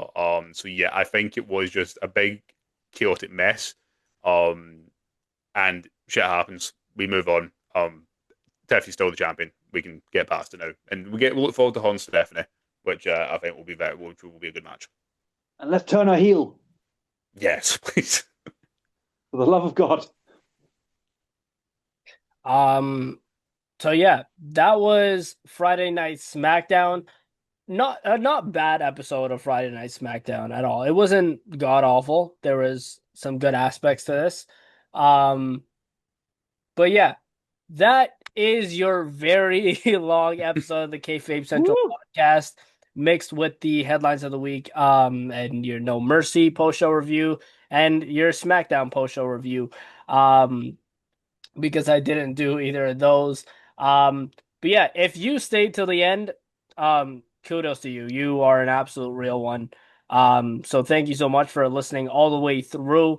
And if you didn't, still, thank you for listening to the podcast and tuning in for at least a little bit. But yeah, I am going to wrap up. I am going to go relax now, because I'm pretty sure this is going to amount to like 3 hours, or close to that. So a lot of exporting to do with this podcast.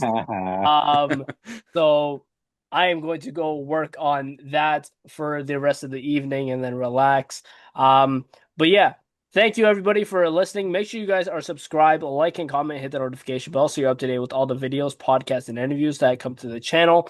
Make sure you guys go check out my interview with Brittany Brooks that I did. She is an absolute phenomenal independent wrestler, so go check that out. We had a great 35-minute conversation, so go ahead and check it out. Go check out the Kayfabe Central Discord server, all that good stuff. Make sure you go check out Stu World Order and Rule and Wrestling on TikTok as well. They make some amazing content, so definitely go worth checking them out and giving them a follow as well. But yeah, that is your mix of the headlines of the week and NXT No Mercy and SmackDown post-show review. Hope you guys all enjoyed. I will see you guys tomorrow night for the Monday Night Raw post-show review.